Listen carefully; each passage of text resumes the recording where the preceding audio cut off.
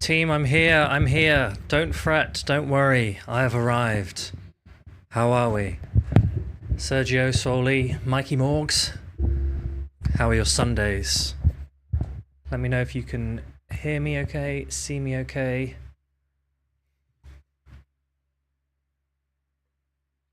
We still have 10 minutes before the regional starts, but I've been rushed.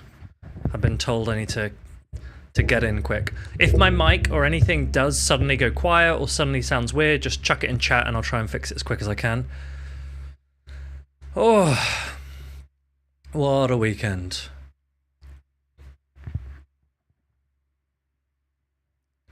Will Tom or Hawk join the stream today? I'm going to have to end up actually investing in a bird at this rate. Feels like I'm watching in 4K Ultra HD. Well, that's good, because once upon a time, when I was streaming, people were like, Freed, could you invest in a camera that works better than a potato? Tom, welcome in. Welcome in, everyone from Tom's channel. How you doing? Tom, how was your stream? How are you doing? Welcome in, team.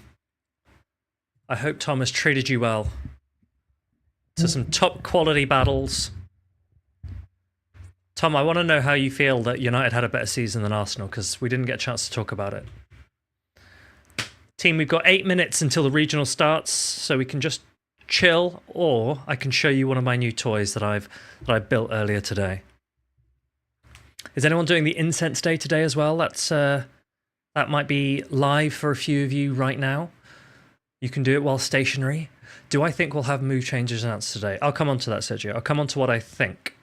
Very soon. Very, very soon. I just need to catch my breath because Sawley made me run from the other room to get online so that I could catch Tom's raid. And now I'm out of breath because it's a hard life I live, you know, moving from the sofa to the seat.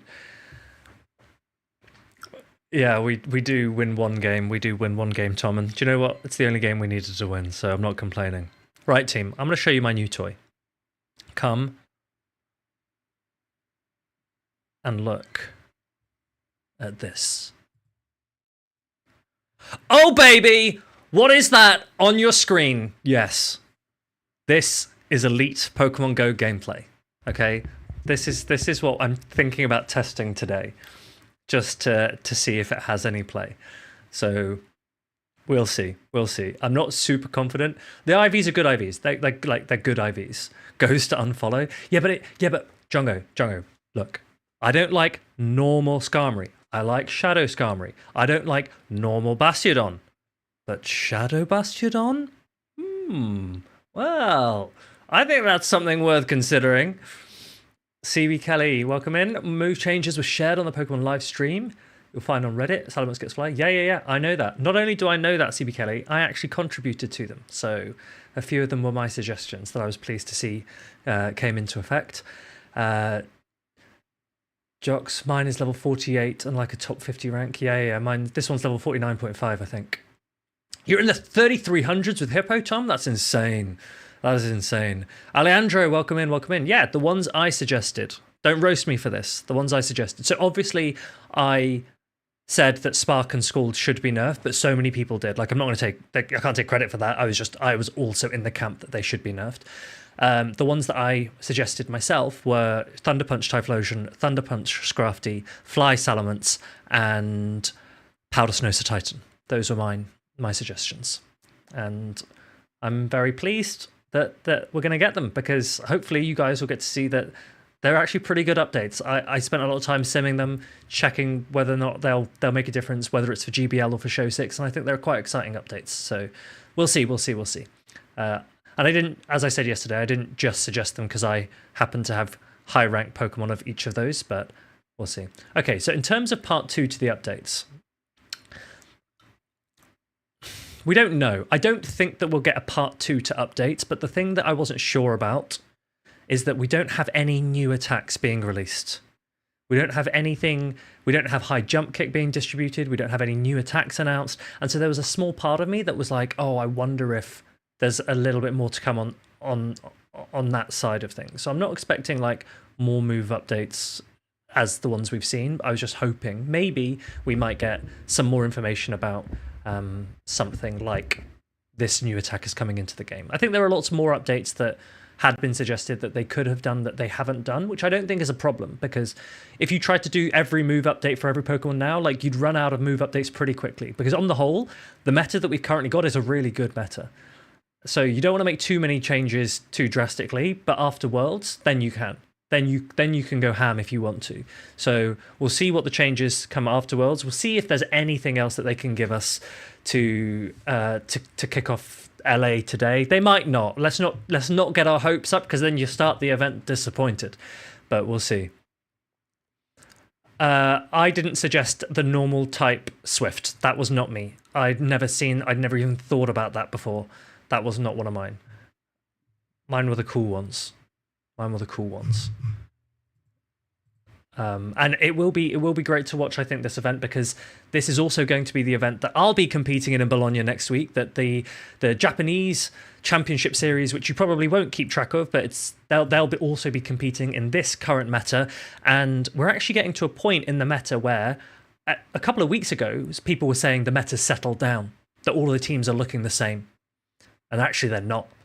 We're now going the other way. It's like we've passed over the precipice of the peak. We're over the peak now, and we're on the other side. And now we're seeing how people adapt to what looked like a very settled meta. And one of the things that's popped up in LA, we can take a quick look at the teams that have got through into day 2. One of the things that's popped up in LA is there's a huge increase in dark types. So Martine, welcome in. How you doing? You're like the 7th person that's now asked about my Hawk. So at some point I will need to do something about that. But we're not going to do any Hawk gameplay. We might do some Shadow Basti gameplay, just because I had some extra dust, some extra XLs, and I thought it would be funny. That's all really. That's all. But why don't we take a quick look? Let's go take a quick look at who has got into. Let me find my day 2 graphic of Los Angeles. Come over here.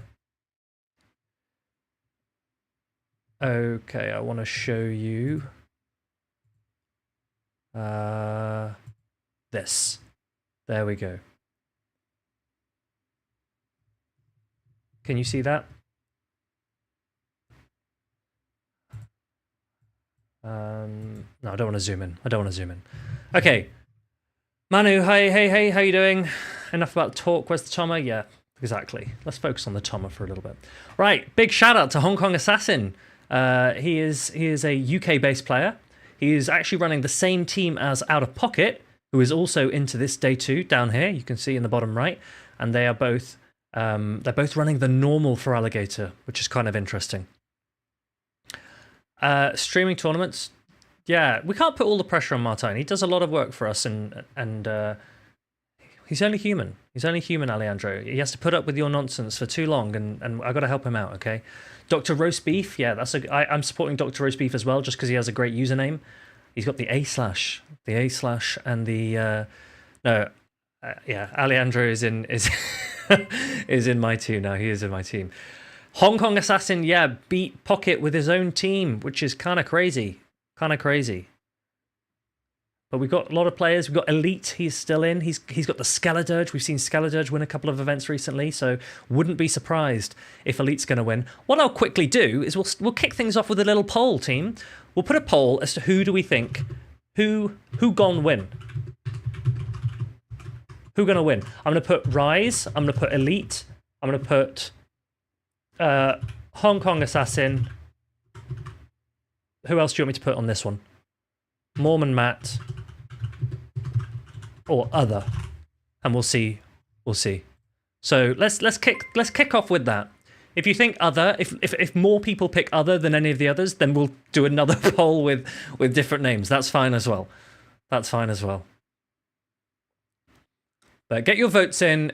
Who do we think is going to win? You can see the teams up on screen. We've currently got the winners bracket. We've got Mormon Matt, Existing Monkey, who played very well, Hong Kong Assassin, Frostfire, Rise to Occasion with the triple dark set Umbreon, Dr. Roast Beef, Elite, and A Shady Equation on the winner side. And then you can see the list down there on the loser side as well, including Out of Pocket and Hedonus and Dialap.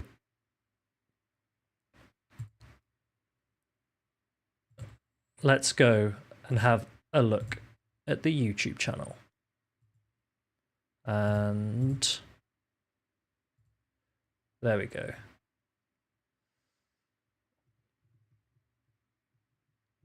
I'm going to try and squeeze that into the screen more neatly. Give me a second, give me a second.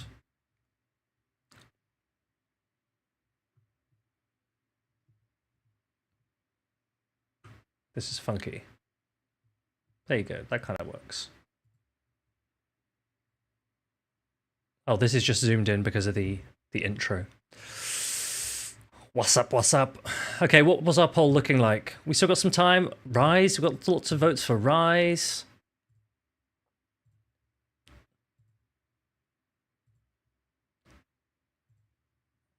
I like the song. Can you hear the stream, by the way? Can you hear the stream or no? Colin, how you doing? Welcome in. Let me know if you can hear the actual stream or not. If you can't hear the stream, give me one moment then. Let me flick that one off. Let me flick this one on. And let me change the properties.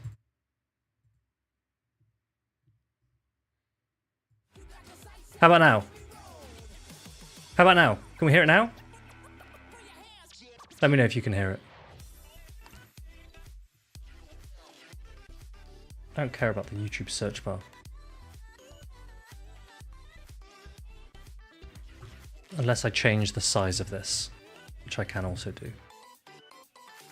Good morning, Pokemon fans and friends, and welcome into Los Angeles, sunny Los Angeles, California here.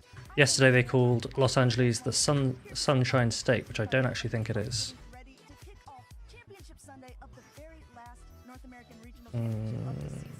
Trying to work out what the best size view for this is. Here in the Sunshine State, we are going to see which trainers Zoom, are going zoom. to rise with it, rise to the top, and take that. I think you're going to end up seeing some of the search bar just because the streams are funky size. Take a look at these battles. We have some fantastic. I'll just leave it like that. That's fine, right? You're fine with that. You'll survive. We often talk about You will survive. You can't hear them? What do you mean you can't hear them?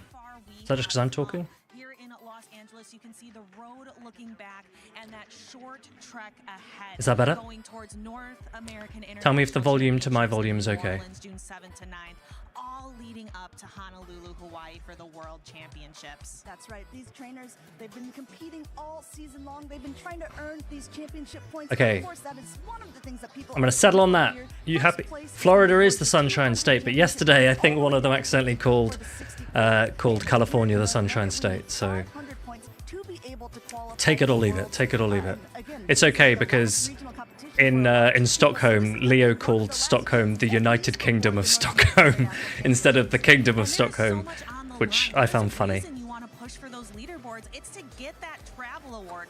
What was the result of our poll? Who did we say? We said Rise, right? You can take a look at Dunebug, easily the most talked about It was trainer. Rise. If not It in was the world, Rise. most I certainly think you in might be North right, team. America. I think Over Rise is looking 1,500 pretty good championship points. with that We also have Wiggly. lots of other really top trainers. Lyle Jeffs III, Nighttime Clasher, Rise to Occasion, who's Nighttime here Clasher? looking to really cement his place in towards the top of that leaderboard. Yeah, that's right. Actually, talking about 1,500 points for Dune? He got some of those That's naughty. points actually when he That's actually traveled over to ridiculous. Europe to compete He is in more than that double Liverpool Regional Championship. You can see everyone these are some who's of the like 8th European and below or trainers who something. have also been making waves this season at the very top of that list. Colin, Stats Colin, say look, you're right. that Colin is he's trying to rising. break over Maxwell 1,000 falling. points over in Europe, and then other really well-known names. We have Colin Six, Arceus Aurelius, our Dortmund regional champion, Scapo 99, one of the most well-known players in the EU region, actually probably competing up in the Europe's last regional. Lyles, championship in Jeffs, Bologna. both with a Z, Yes, we Sergio. saw Palasha on there. So many of us wanted that Shadow Magnezone to make an appearance here in North America.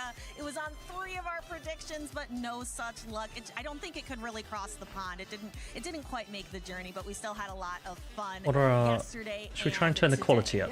Can I turn this to HD? I wonder if that works. One sec. Worlds did most of it actually by regional competitions alone. I don't know if that Let's makes go any ahead and look difference. at some of these other people who have also qualified Desynced? for Worlds, seeing a lot Martine, is of Desynced big your names on teammate? here. Ellen I saw he'd been doing Steiner, he's been pretty well recently. unstoppable at that point, and Why did they spell Lamarco Weedle like that? Oh, Galloway Elliot, I as missed well it. I missed it. How do they spell it? I mean, going down this list, there's Why haven't they added the Stockholm points? That's what I want to know. I don't understand how they haven't added them yet. It doesn't make any sense to me. Worlds qualifiers?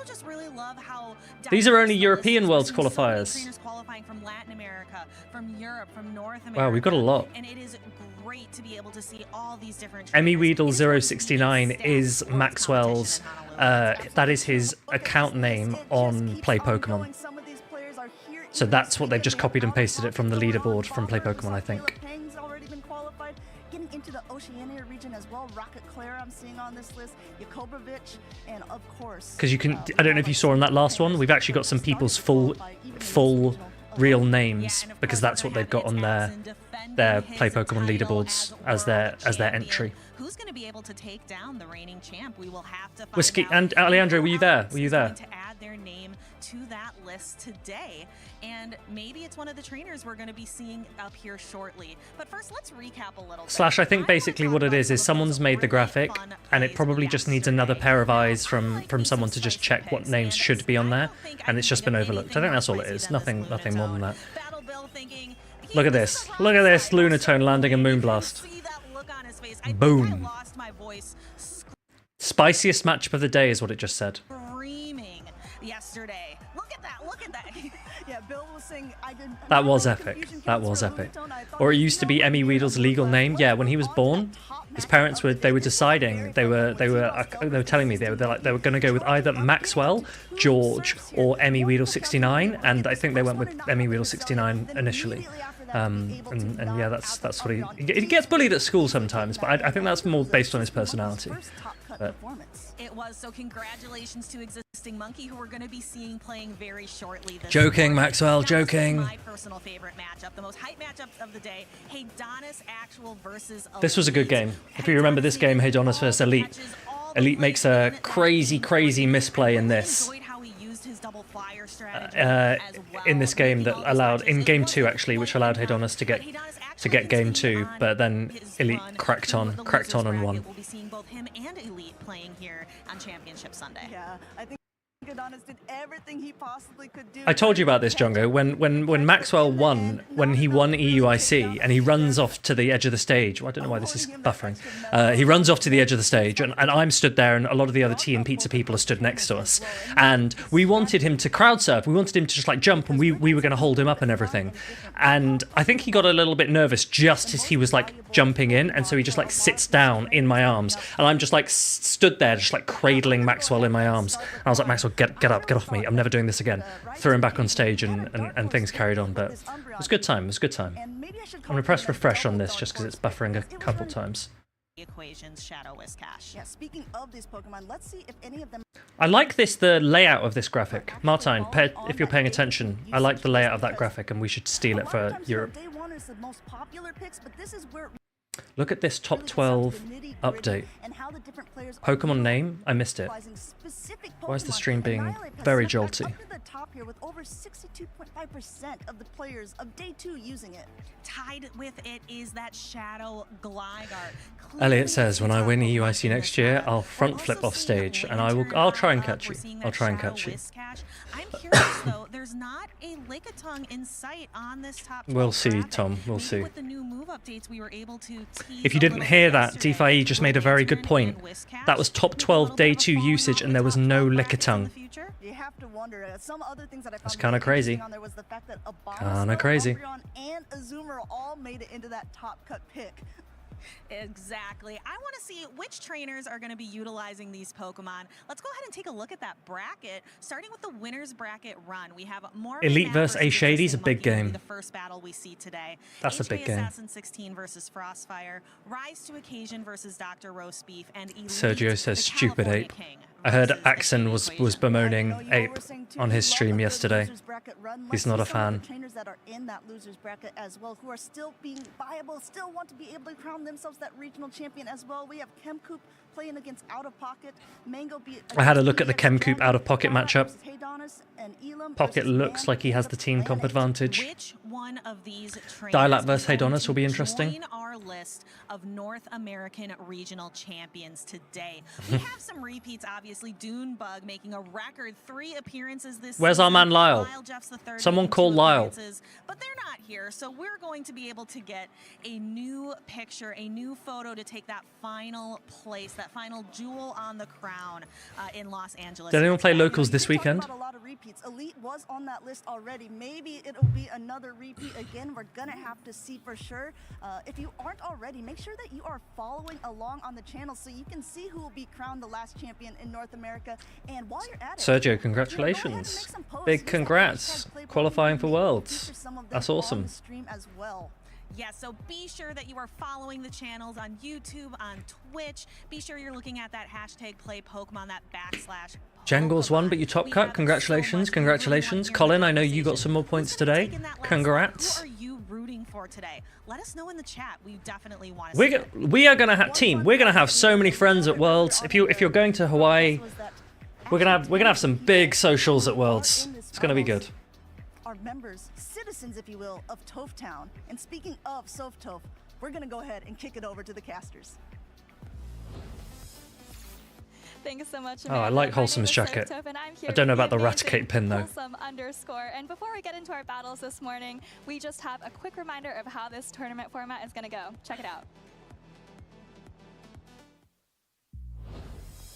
This 2024 Regional Championships event will be showcasing exciting Pokemon Go matches all weekend. Trainers from around the globe are here to compete for over $125,000 in Rat cash Lord prizes, Pinpog. travel Yeah. awards, and championship points to qualify for Worlds 2024 in Honolulu, Hawaii. This tournament is a 2-day event, with our trainers competing in a double elimination bracket using the... Do you remember what was wild when we were in Japan? Do you remember when we were... Sanyo Digo, welcome in, welcome in. Do you remember when we were sat waiting after the event and they were doing all the announcements for the next year of Pokemon and like how many people were screaming and how wild it was? That was actually quite good. I'd forgotten about that until I just started listening to others talk about this. But that was awesome when especially for the VG and the TCG people, because there are thousands of them, and they announced the new like game mechanics and they announced new cards and they were going wild. And then it came to Go and they were talking about Go. Nono Zaza, welcome in everyone from Nono Zaza's stream. Hope you had a good stream. Thanks for the raid. But yeah, last year in Japan, when they did all the announcements for the new season and they went through the VG mechanics and they announced terrestrialization, people went wild. When they announced A-Specs for TCG, people went wild. And then it flicked to Go and they were like, there will be some Go announcements coming up soon. And that was it. And I was like, okay, typical. Very, very typical. But then we did get a good move update after that. Locals are no longer available for where they are. So this could be a lot of trainers' final opportunity to lock in those championship points. Let's take a look at our day 2 matchups before we can get started, see what we have for preview. Nothing yet. Stream has just started. Just started. Nothing yet. But we're not sure if there will be any. Don Perrion, welcome in. How you doing? Hitters, and here we have Elite and Rise to Occasion. Both have one regional championship. Mystic Sparkle, welcome in. Some new names. Existing Monkey, never top cut before. Same with Dr. Roast Beef. So we'll have to see how they stack up in this winner side of the bracket. And so let's see what they're playing for here. Lots of prizes on the line. I wonder, next question, I wonder if this prize pool increases next year. Because this has gone up from last year by quite a lot, I think, actually. I don't know if it'll go up by quite a lot for next year, but it might go up a little bit. Championship point threshold to qualify for Worlds. So at this point, Dom, we did a little poll earlier, and Rise won the poll on who people think that they'll see win today. Trainers ready on stage. Let's kick it over to them and introduce our first set of battlers. We're going to be featuring Mormon Matt versus Existing Monkey here in Winners. Okay, what are we thinking? All right, and Double fighter for Mormon Matt. Before, but certainly not to the extent of some of the Shadow Quag, names that nice. we saw in the winner's side of the bracket. Mormon Matt, of course, last year was top 3 in Salt Lake City. I believe Shadow Quag looks really good. Making a huge splash onto the Shadow scene. Quag looks really good here. This is actually his second tournament ever after being top 25 in Peoria And, you know, he actually made a huge splash yesterday here in LA. He was actually 8-0, didn't drop a single game en route to day 2. All right, so a lot of Let's see, momentum on the let's side of see. Existing Monkey, but So, he's gonna because be they've had all very evening to important. prepare, There both was of no these players should know their teams. They don't need to look at anything, right? They know exactly who they're playing. They should know their game 1 team. They should have a pretty good idea of game 2 team. I'm interested to see what they'll have concocted. You don't need to be staring at team sheets right now if you've prepped properly. And he absolutely loves that Shadow Quagsire. You see that push he actually conveniently Joe, placed how you right doing? next to Welcome that in. picture there. And he was saying, you know, there's a lot of Mud Boys to choose from, but Quagsire really has the coverage that you might need. I wouldn't be Against surprised if something both of like them have Minotaur. have been doing a decent amount of scrimming. You got to a little bit, right? You got to. I know some people don't like to. Statistan says he doesn't like to scrim his matchups. He just likes to theorize them. Anacol, we did some voting. Do you want me to do it again? Do you want me to do it again? Maybe let's, after this game, we'll watch this game, and then we can do another vote, because we've got some more people in. But the result of the first vote, I will reveal, was a overwhelming majority for Rise. Oh, you mean for each match? Sure. Sure. New poll. No surprise to see a newer face on the scene trying to maybe surprise his opponents with something they're not quite so familiar with. Well, we'll have to see what's going to be the case here. Is it going to be the momentum of Existing Monkey? Is it going to be maybe some of the spikes that he's bringing? One thing that I wanted to call out specifically regarding the teams is I saw that Obama Snow on the side of Existing Monkey. Very interesting because he's going to be facing off versus Mormon. Okay then, the poll is up. Who is going to win Game 1 of Day 2 of the Los Angeles Regional Championships? We've got Mormon Matt on the left, an Existing Monkey on the right. All right, Mormon Please Matt vote as quickly as you can and don't wait for the outcome of this game. Lantern. Existing Monkey not happy with that, switches right away into the Umbreon, and Mormon Matt counter-swaps with the Skarmory. All right, well, we're going to see this Umbreon in action here. Pretty nice swap if you take a look at it. Has quite a bit of play. Does not want to take a Brave Bird, but will certainly be able to have no problem. So Mormon Matt has avoided his Skarm being aligned onto Lantern, which is pretty big, but Existing Monkey has used his Umbreon to bait out that Skarmory so that Gligar doesn't have to worry about it. But there's a Shadow Quag in the back, and I said Shadow Quag can look pretty good here.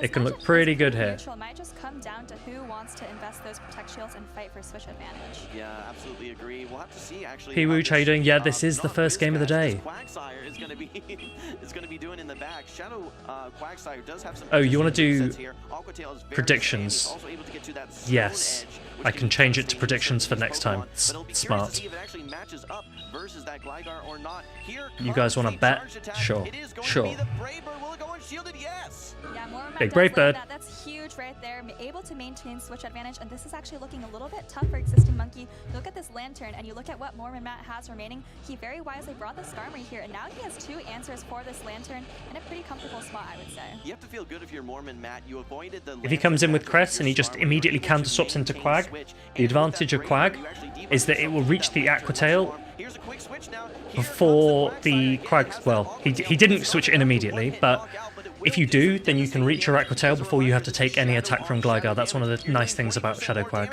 And this Gligar is taking 20% more damage. Look at that Aqua Tail. Yeah, it does do quite a Is bit of Psychic damage. the new Monkey best second move for Umbreon? Well, But the one saving grace Rise here is running there's not a lot Dark of Pulse back on his attack Umbreon. side of Mormon Matt. So we've That actually got potentially provides Umbreon some with all opportunities 3 for different Existing second Monkey here. attacks. Absolutely, and we actually see Last Resort, Psychic, and Dark Pulse all seeing play. Keep in mind, you are pacing a little bit faster here with this Quagsire as compared to that Gligar. Yeah. Here comes the first protection Yeah. from Existing Monkey. Shields up the Aqua Tail. Yeah, one shield up on both sides. Going for the heavier hitting dig here. If this lands, this could Ooh, he's going for a definitely dig. help him flip the If game he doesn't to a shield very it, he's bad getting knocked position out. here. And Mormon actually lets this go. Okay, 1 HP. Will he be Oh, able but to he always get has the out? Aqua Tail, so he's good. He's good. Just might pull the second protect shield. Mormon Matt does not have a lot of fast attack. Pretty here. good, pretty good. Shots Thoughts are on going Feint through. Attack Umbreon? The Psycho Cuts, not a very heavy-hitting attack at all. Debuffed That Spark Gligar is actually looking quite is strong. now a Able Feint to Attack shut clone. a lot of damage. I'll refresh. Quagsire goes down, and Mormon Wait. Matt down to his last Pokemon I here, will. but this I'll Persona reduce the does volume have just so you don't have to deal with the volume. But then I'll refresh once we see the outcome of the battle. I don't want you to miss the battle. I'll just tell you. I'll just tell you what's happening. Basically, Mormon Matt's in a really good position here. Existing Monkey's invested a lot into his Gligar, but the advantage of Shadow Quagsire over Shadow Whiscash is the Aqua Tail spam so quickly. You don't get a debuff chance, but you do get quite a lot of attacks off, and Cresselia is looking pretty advantageous here. It sounded good again. You're debating me, team. Taking this, I think you're going to need 2 more charge attacks at this range. So Yeah, I think Existing Monkey probably needs to land 2 Surfs or a ton of Sparks and a Thunderbolt. Mormonmat already able to fire off this first Grass Knot, probably 1 more plus a couple of Psycho Cuts, maybe not even. I don't know how they're wearing hoodies. Mormonmat's wearing a hoodie. Here, and, I think this might be the end of I don't know about you guys, but I get really warm when I'm up on stage. If you ask Matt Beer, he's a sweaty boy when he's on stage. Great textbook game number 1 from Mormon Matt. Okay, I know you guys voted Mormon Matt, but what we're going to do is we're going to do another prediction specifically for Game 2. Who wins Game 2? That's actually a great team read from Mormonmat, both before and during the battle, right? He brought the Quagsire. Existing Monkey ended up having not only no answer to it, but actually being ABA weak to that Quagsire in some ways. Not a great matchup for Lantern, not a great matchup for Gligar. Right. And then, of course, in the mid-game, brought the Skarmory into the Umbreon. There's your prediction. Guaranteed There's your that he would prediction. have 2 counters left to the Lantern. That's right. Let's take a look at our replays. We saw here towards the end of this middle matchup, the Skarmory into Quag is the strong. Umbreon. The Quag is Brave good. Bird lands, If you want the able to water maintain rock switch as well coverage, as debug Quag is himself. your friend. Less farm for If you that want the Lantern. Great if you want recognition by Mormon Matt. ground Right, and here's and the water end coverage, of that matchup. This Gligar trying go to for do as much Whiscash. damage as Although, he can, but once Scald gets unfortunately didn't have debuffed, the which we're protection expecting left. to go to Very around energy managed by 30%, Mormonmat and knows he can outpace you might be his able to Lantern consider to Shadow have super Swampert again. Alignment can Shadow go a long Swampert way, is but you need also to make the better right plays, versus and Shadow Mormon Matt Gligar absolutely than did. Whiscash. So, is there a Pokemon on Existing Monkey's team that you would like to see as a response to what we saw in Game 1? Swampert Well, back, it's baby. actually We love pretty tough for him. I Swampert. We mentioned do that love he didn't Swampert. have a great answer to Quagsire last time. Come on, It team, looks who's like winning the Game hard 2? Answer is that Abomasnow. Annihilate also does Bet quite your well. channel If you look at points. Mormonmat's team, just like you were saying, it's pretty hard to justify bringing Matt, back Matt, Abomasnow with 3 that's him. That's Matt, relatively Matt, weak players. So I think it might be maybe Or Annihilate Monkey. and then probably Existing one of Monkey. the He's a very good Umbreon player. play as well, He's a very and good maybe player. Gligar, just because you resist those fast attacks. I would say some combination of those 3, maybe another Pokemon as well. They didn't show any new move updates, Did not P-Wooch, see so Mormon my Matt assumption is that we bring probably either won't the get any. Or the Annihilate there. I'm curious to see if he maybe brings one, expecting the Abomasnow. Solid Which is answers as okay, well because for I that am Umbreon, but let's not I am forget content with the Umbreon updates is that we've running got. not the Dark I'm Pulse, I'm not the content. I Last think we've got Resort. It's the Psychic, some good making that updates, Annihilate matchup a little bit scary. some I interesting definitely ones. expect to see Existing And- Monkey bring Umbreon throughout the rest of this matchup. However, Yeah, Daniel like you said, it's he just gonna debated come us a down little to bit, didn't he, who Trent? wants to adjust to that His matchup. initial tweet was pretty misleading. Look at the potential counters for And that then he Umbreon said in that- general. Probably the that most he's nothing logical else is one coming. would be that When big will Medi rock. come We saw back? Skarmory do Hopefully, that very nicely. 2025. So let's move into game number 2. Hopefully We're gonna have not this Mormon year. Matt. Actually, with the mirror matchup of the middle matchup from game 1, it's going to be the Skarmory into the Umbreon. No energy advantage at this time, but let's see how these Steel Wings add up. Will Mormon Matt maybe want to do a Brave Bird and dip? First off, we're going to be seeing the foul play come through from Existing Monkey. What do we do here? Certainly If we're a viable Skarm, strategy do we want to Brave because Bird and dip? Mormonmat's Quagsire is just People are so scared of safe into alignment. Existing In this Monkey's meta, team. people are Let's see how scared. this They don't plays like out. giving Last away time we alignment. They saw Mormonmat panic. go for the Sky They go, Jumpers, oh, and if then I give away Brave Bird alignment as well. here, Looks like then he reached then for what the if I get Brave stuck Bird on a here. lantern This is later? gonna do quite a Because bit of Existing damage Monkey as does have a Existing Monkey lantern in the chooses to back. let it go. Absolutely, the chip and dip Here's the strategy. Brave Here Bird. goes the Brave Bird, unshielded, a lot of damage into the Straight Umbreon. into the Quick Quag. swap now into the Quagsire. This is the Shadow Quagsire, going to be taking a little bit more damage. Once he from does these foul this, plays, he but still could be able able, to he can hang just on, go no into problem. Annihilate He now, puts this and Umbreon Annihilate much only more needs to throw Night manageable range, Slashes. and one charge attack may be enough to knock out. And actually, I would just throw a Night Slash, because if you can get a chance of a boost, you're laughing. You won't need to land a Shadow Ball here. Just one Night Slash and counter it down. Because before, his Lantern in the back would have had absolutely no play, but now it might be able to realign itself versus a Skarmory. Exactly, it's actually going to be very. See, I would have thrown a Night Slash However, Existing Monkey is by in the now. driver's seat if he wants to invest these protect shields, just like we're seeing with the That way, advantage you of can this see if fast your attack opponent's right shields with first, counter, and you get the same decision attack of bonus counter, can really you get dictate the matchup. information Probably gonna see one of their Night Slash shield. throw if you're not able to farm down. Yes, indeed, a charge attack priority. This is Can't risky really for shield Mormon this Matt. though He from shields Mormon this Matt one because he's for on the 1 point. HP. If he shields, there's a chance he As goes down. There's a chance he goes down. He will just knock out the Quagsire. He's gone down! You've got to be careful about this. You've got to be careful about this. If you're on 1 HP, you cannot shield. If you think you're on 1 HP, don't shield. Still some health as well, might even be able to get to another charge attack. That is devastating for Mormon Those Matt. of you who invested in Monkey, you're laughing right now because he has a massive advantage. Got a shield for free.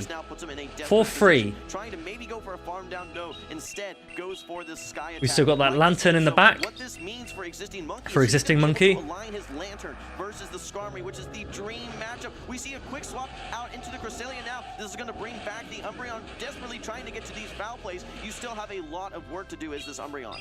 You do, but I think if you can land 2 foul plays, that's probably going to be enough. I think you need to invest a protect shield because you're actually quite low as a Yeah, Umbreon you- at once coming out you of get 2 that foul Skarmory, plays off, so Crest won't be able to do enough. Yeah, and keep Won't in be mind able to there's do still enough protection on the against side of Existing the Monkey. Lantern. Are The Lantern will take it down. prioritizing saving that You need shield to with the you need Lantern to. shield Ooh, with okay. Grass Knot? Oh, this is actually not the Moonblast. It's just the Grass Knot. what a This is not enough to knock out. You get to the foul play here. This is so Good great call. for Existing Monkey. Good call. And this Survives the foul play grass is knot. not Doesn't quite even enough need to take out. use the They're gonna shield do and quite gets a the bit foul of, play off. chip damage, and it's going to be very That's easy for the Lantern that's to finish all off but this game side over. if All but necessary. game over. Sergio, you had the choice, my friend.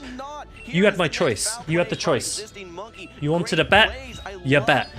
This is what happens. Game number 2 to even the series versus Mormon Matt. Lots of value out of that Umbreon, and now you've got your Lantern aligned versus this Skarmory. Just need to get to the Surf, and that is going to be a good game. Really nice. Ouch, ouch. What happens, team, right? You go home, you're like, I've done incredibly well in day 1. I've done super, super well. I'm into day 2. This is my matchup. And you're scrimming and you're scrimming and you're practicing. And you get into this situation and you go down to a shield knockout. That hurts. That hurts. That's like a lot of time investment, mental preparation that in a split-second decision. Painful, painful, painful, painful. Okay, so we had only 36% for Monkey. But Existing Monkey did win. So congratulations to those who had faith. So here it is. Yeah. And we're going to go again. Here is actually that Night Slash taking out the Quagsire. You see the reaction on Mormon Matt's face. It's so difficult to tell if you have exactly 1 HP. If you have 2 HP, you still survive there, but unfortunately Quagsire just didn't have Mormon enough juice left in the tank. Yeah, maybe still some play for Mormon Matt towards the end of the game, but opting to go for that Grass Knot versus the Umbreon rather than the... You're only getting 1 minute, okay? Because it's coming a little bit late. You've got 1 minute to put your prediction in for the next game. Mormon Matt or Existing Monkey? Quickly get it in. Quickly get your votes in. Hey, Donis beat Dilap? Huge, huge. Or as Tho would say, huge. Still in winners bracket. This is a best of 3. The winner goes on to the next round of winners. The loser will drop down to the loser side of the bracket. Existing Monkey, this was his first loss in game number 1 of the entire tournament. I love seeing the Ilum beat Man in the Planet. Well, let's talk I think game that was 3. What are you thinking? I think that was Do you think probably he as adjusts from expected. Existing I Monkey? think. Do you think he sticks to that Annihilate Umbreon core, or is there something else that you think might change things up? I like the Lantern. I like the Annihilate. I'm not sure if he's going to be bringing the Umbreon still. Mormon Matt, I'd like to see a response to the Umbreon, though, with perhaps the Vigoroth. Let's move into game Let's number go. 3. So Decisive game number 3. What a lead for Existing Monkey. He's a genius. And now he can debuff this Crest, but then he has to have a think because he can't actually switch into anything else. But if he can keep that ape, for the Vigoroth, game over. But does he have to stay in now because he doesn't have a swap for the Cresselia? He might stay in. Yeah, you can't hard swap in your Vigoroth either because the Annihilate is just waiting for it. So we actually see Existing Monkey swapping. Existing Monkey needs to have a think. He needs to think, how do I deal with that Altaria now? Because I played ABB to both Crests. So he's giving his Lantern away here. That's fine. Because the ape is still potentially going to get aligned onto that Vig. He just needs to keep switch. Keep switch. When the Altaria takes the Lantern out, Abomasnow comes back in, Vig comes in hard swaps, Ape will come in sweep, and it'll be game over. He just has to keep switch here. You can take another Grass Knot easy, you don't have to shield this. Then probably 2 Surfs. Existing Monkey needs to be mindful of the move counts here. Keep in mind with Grass Knots. And you may as well, if you're timing your moves as well as you can, maximize your energy on this Lantern so that you can potentially land a Thunderbolt on the Altaria that comes in. Okay, you get a catch. I mean, it's a catch, but you're locking your Altaria into an Abomasnow. The Abomasnow will at least have to shield.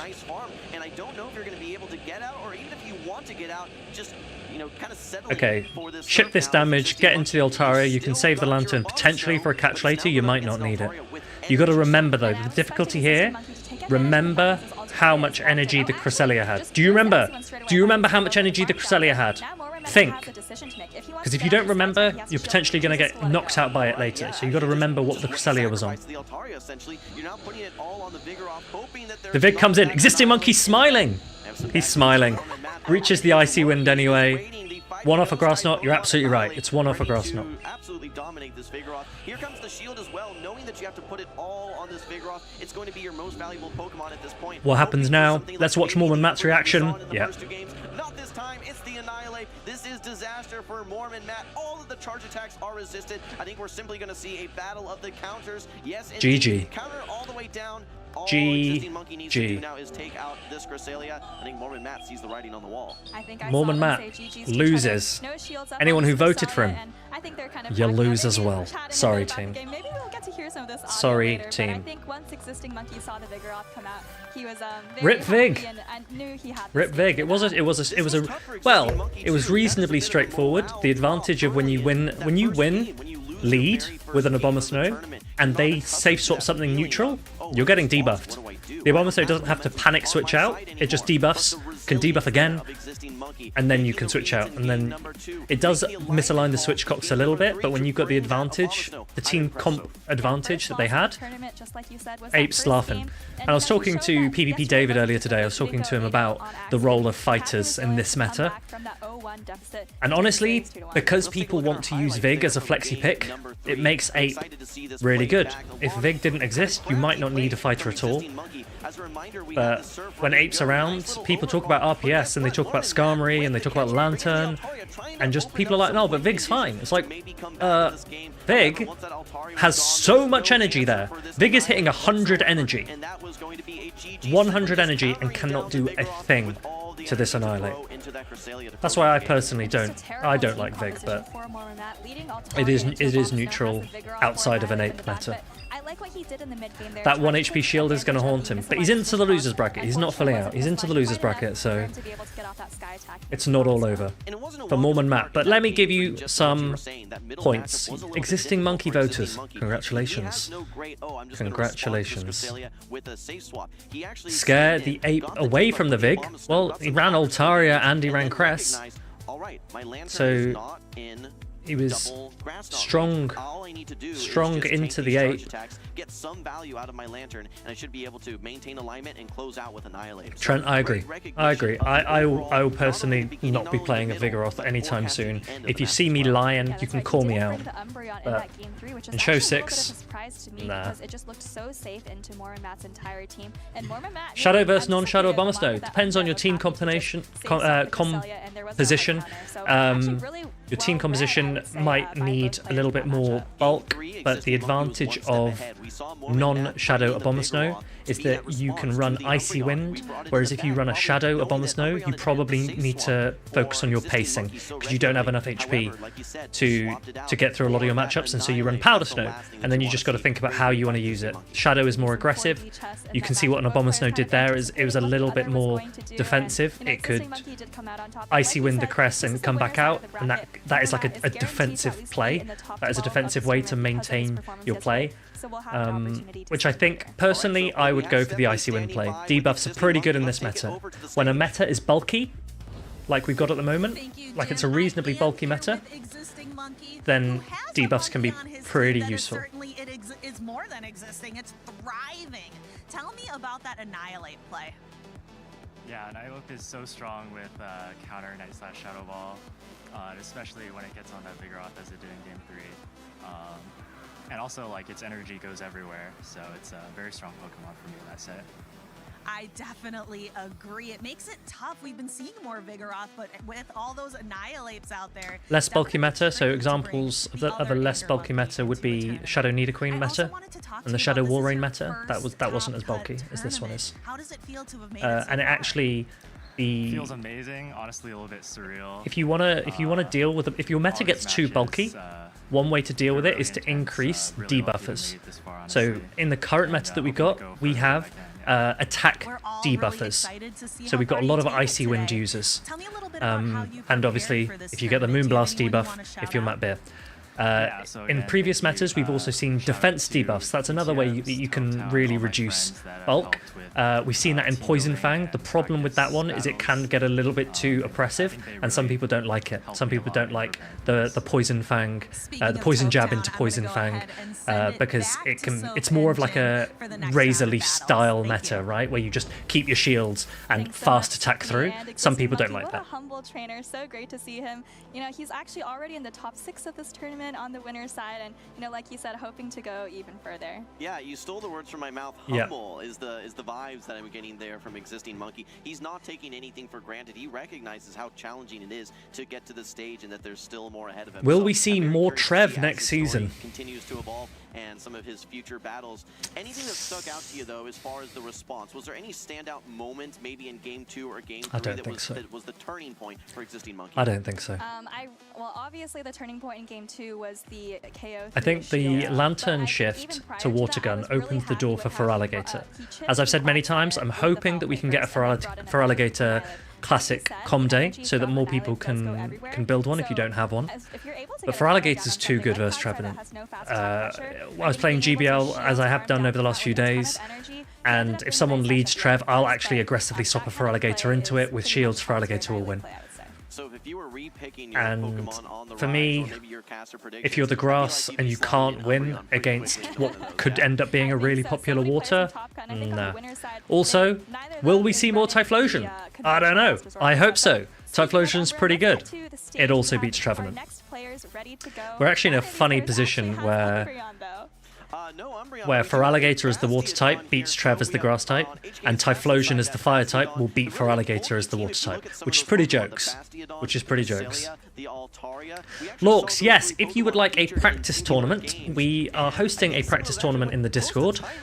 You can have the stream on in the background while you practice your Show 6 in the current meta, which is going to be the meta for another week before we get the move updates implemented. If you're not part of the Discord already, please join. Kelvin, Colin's brother, has kindly volunteered to set up the practice tournament, and that is starting in an hour and a half or so from now. Don't worry about getting destroyed. It's chill. It's just practice. There's nothing too serious about it. Just something fun to maybe do on the side if you've got some time today. Bulky Pokemon in the Cresselia and Bastiodon, and then a couple more heavy-hitting Pokemon like Annihilate and Feraligatr. And I want to mention, this is actually the same team that Out of Pocket brought to Indianapolis and is running in this tournament. He actually beat Out of Pocket with his own team in round 1 yesterday. Crossfire having a very successful 2024 season, no stranger to Top Cut. You can see all Sergio of and his Wobbuffet. Level Level 60 when, am I right? Going into this tournament. He's running the Shadow Level Gligar, 60 Skarmory, when. Shadow Whiscash, Charjabug, Azumarill, and Lickitung. We've seen that Azumarill get a lot of action. In fact, we interviewed Elite about it yesterday. He mentioned it has great play versus things like Annihilate that we are seeing all across the board. A lot of good neutral matchups, and with not a lot of grass in the meta, I expect to see a lot of play from this Azumarill. So we're moving into game number 1. This is still on the winner's side. Here of we the go. bracket. We're going to be seeing the Altaria into the Lickitung. Altaria into Lickitung. Now, Altaria can choose how it wants to play this. If you want to win the zero shield scenario as an Altaria, you've got to throw 2 Sky Attacks. If you want a soft lose, you can throw a Moonblast and you can let yourself go down, and then you can farm down that Lickitung with something else. Frostfire has gone. It's a soft ABA. You can. Azu's pretty rough actually. Yeah, he did go ABA. Let's see how this first lead matchup plays out, so. HK Assassin didn't bring any answer to that Azumarill really, so it's going to be tough. Like you said, just going to come down to how this lead matchup plays out. So it looks like the Annihilate doesn't have anywhere to go in this matchup here. So Hong Kong Assassin, if he can recognize that, not invest shields in Annihilate, but instead invest them in the Feraligatr. Feraligatr can do well. Here, come in with Feraligatr, Shadow Claw it down. This energy is going to be cool. Oh, okay. That's unfortunate for Hong Kong Assassin that... Oh, I don't know if I would have shielded that, but... Yeah, has more than a Hydro Cannon coming out of this matchup. A little unfortunate to have to shield that Body Slam, but Feraligatr, we know, is not the tankiest tankiest Pokemon out there, and here comes that Azumarill to meet it. This is actually a very good team read from Frostfire. Well, he doesn't want to bring the Gligar in, obviously. This is really tough for HK Assassin. You only have resistant charge attacks to throw into this Azumarill. Hydro Cannon, a great Community Day attack, but you can see doesn't do that much damage to the Azumarill. It's risky to bring in your Annihilate, though, because you don't want to tank one of those play roughs. Here comes the next Hydro Cannon. Again, a no shield from Frostfire. Kind of just muscling through this matchup. Hopefully those Shadow Yeah, Claws I are don't know. starting to I don't know why he out. shielded This is the one of body those slam. I matchups don't know where if he Shadow thought it was a Claw power whip, has a but little bit of play a rough's better always going to do matchup. more than a body Play rough slam. coming through, HK Assassin maybe regretting shielding that body slam because these play roughs would definitely have hit harder. Well, good recognition by HK Assassin. He knows that he's not going to be able to get too much play out of that Annihilate. If you can Putting all his Protect Shields into this Feraligatr. do one more Shadow Claw, Has a do ton one of more play Hydro versus Cannon, that and then Gligar, potentially but I catch don't the know play if rough on he's the gonna be able 8th. to That's see pretty good. The Gligar problem is against the Gligar comes and farms it down. You've got no Feraligatr. shields left. One attack away from the play rough. So, do you see shield what I'm this Hydro saying? Cannon simply to get off You've got no the shields play rough at left. this point? I think And that's going to be a little bit tricky. Frostfire should not be allowing a catch. Shields already. It's okay to invest one of yours. I don't know how much more play this And now Azumarill is Frostfire gonna wins. get. It's going to be very close whether it gets a counter down, but I think the Iris, Gligar welcome in, doesn't welcome know in. it yet, but is going to be able to close out this game up a shield. Is there anything that this Annihilate could really do well against on Frostfire's team? The Lickitung's out of the way. At this point, I think everything is going to be a counter to Annihilate, especially Annihilate, Shadow you're right. Gligar. You're absolutely You can right, see Trent. it reaching Annihilate this is a strange airways pick here. Let's look at behind Frostfire's some wing team. attack damage. Shadow With a Gligar, big lose. dent in Azumarill, Annihilate, lose. and one more Lickitung, attack it's will do it. That's going to be close. it. It can be IV dependent, but like it's not necessarily a hard win. Charger Bug, it's a soft loss for the 8. Whiscash and Skarm, neutral.